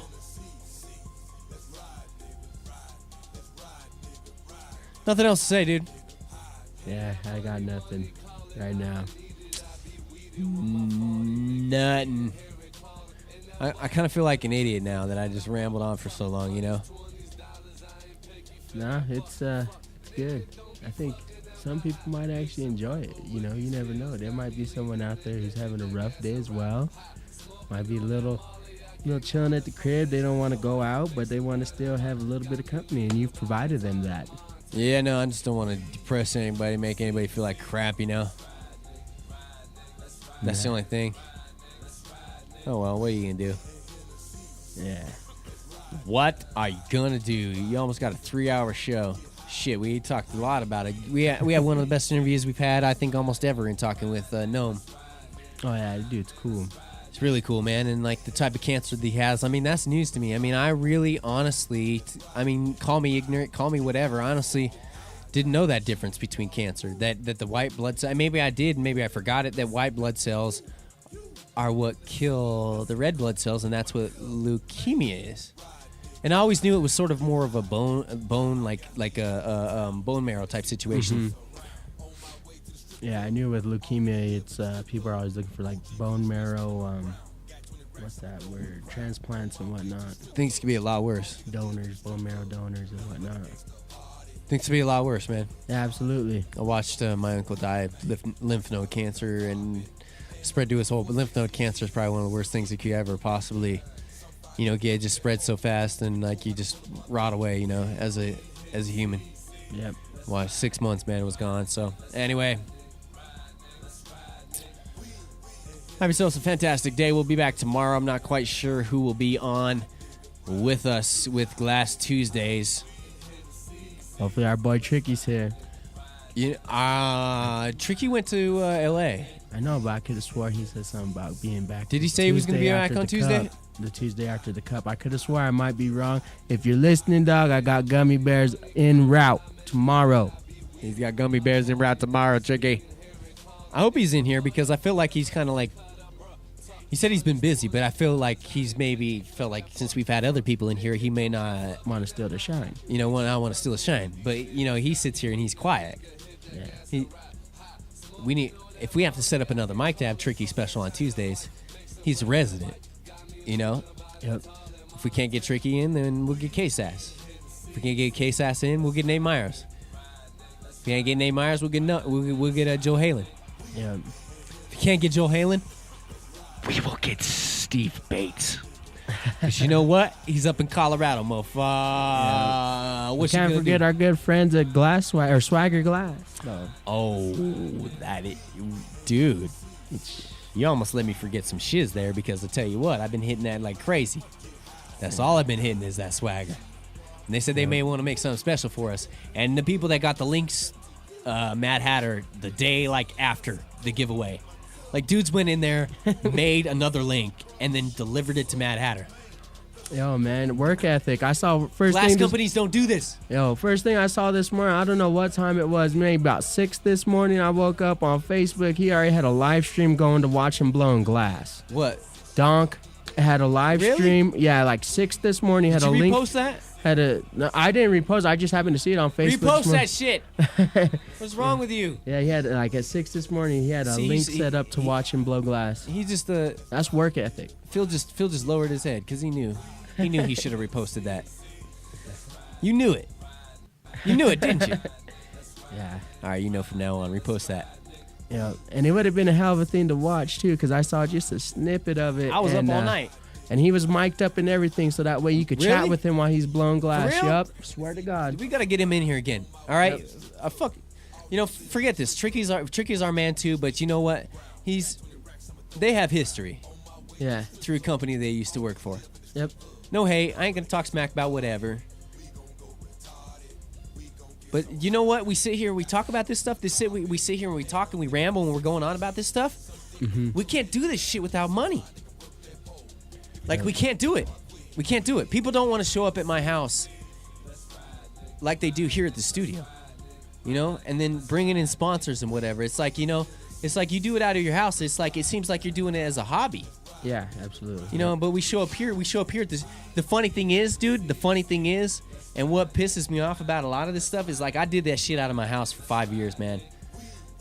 And then all of a sudden we show up at this studio, and thank you, Warren Edson, thank you, George Edson, thank you, Jenny, thank you, everybody, Mile High Wellness, Derek, for putting us here and allowing this to happen. But it's like all of a sudden we show up here and people are like up on us. Yeah. This studio don't make any effing difference about the product that we bring into you. Yep, None. Absolutely. I got the same damn equipment besides having these incredibly awesome Shure microphones, which if this studio ever were to go under, I would somehow try to figure out a way to finagle some sort of deal to get them. Because I tell you what, these mics are the bomb. If you ever get... I'm telling you. Damn, they don't have the name under them. Sure 517A, I think is what their name is. Anyway, get them bitches. They like $350 for the new ones, but I tell you what, they're worth it. This shit ain't even... It's processed. If you want to do a podcast, and if people were counting, this would probably be like the 23rd change of subject. We'll get out of here by 2. All right, we got 10 minutes left. Yeah, that's cool. I owe you anyway when homeboy comes back. So yeah, no worries. I am worried, dude. It's cool. This is anyway. All right, anybody who wants to do a podcast, make sure you pick up a good mic. Pick up yourself a Mackie board. It doesn't have to be like one of the Pro FX 12 boards. It can be just a regular nice board. But make sure you do get that preamp as part of your board, all right? Get that preamp. Get yourself a nice mic. And a Creative Sound Blaster hi-fi sound card for your computer, for your PC. That's all you need. And Cool Edit Pro, and you can record. That's all you need. Period. End of story. All right? All right. Seriously, we got to get the fuck out of here. Another F-bomb that's been dropped, and probably why people have just bounced out on us.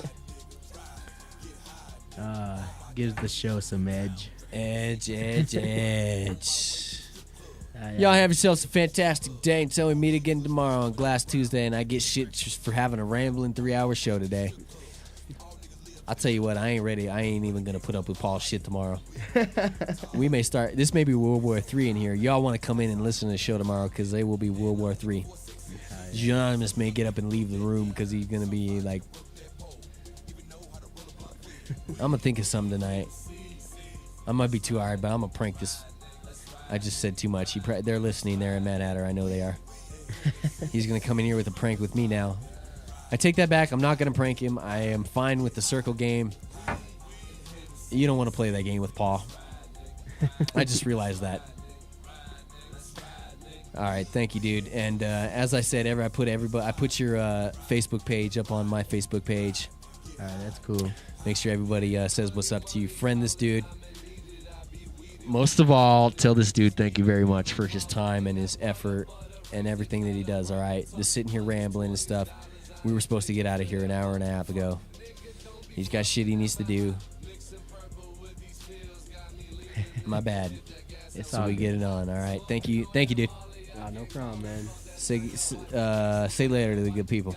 Peace out, everybody. All right, everybody have yourselves a fantastic day until we meet again tomorrow, Glass Tuesday. And we will, I promise you, talk to the swagger people more and more.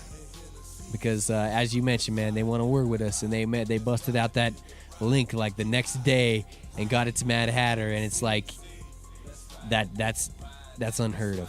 These people want to work, they want to do good.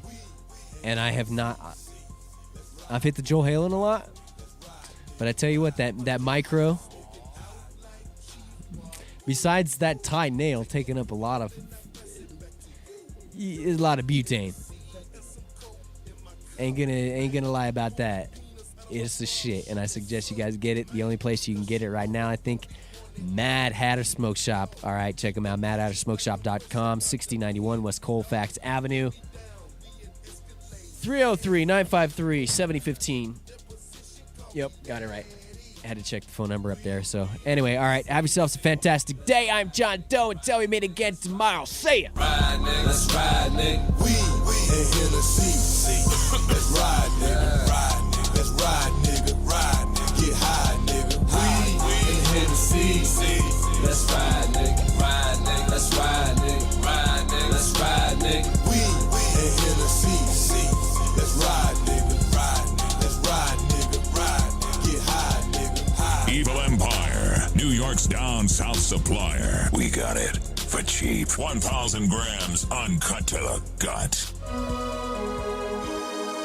The John Doe Radio Show is produced by Charlie Entertainment. The John Doe Radio Show programming is not limited to, but includes information on counterculture subjects that is intended for informational and entertainment purposes only. We specifically include responsible marijuana reform. Besides, listening to anyone but your mother is stupid. We accept no responsibility for your actions or misrepresentations, and we do not fully endorse the use of illegal drugs. You are ultimately responsible for yourself.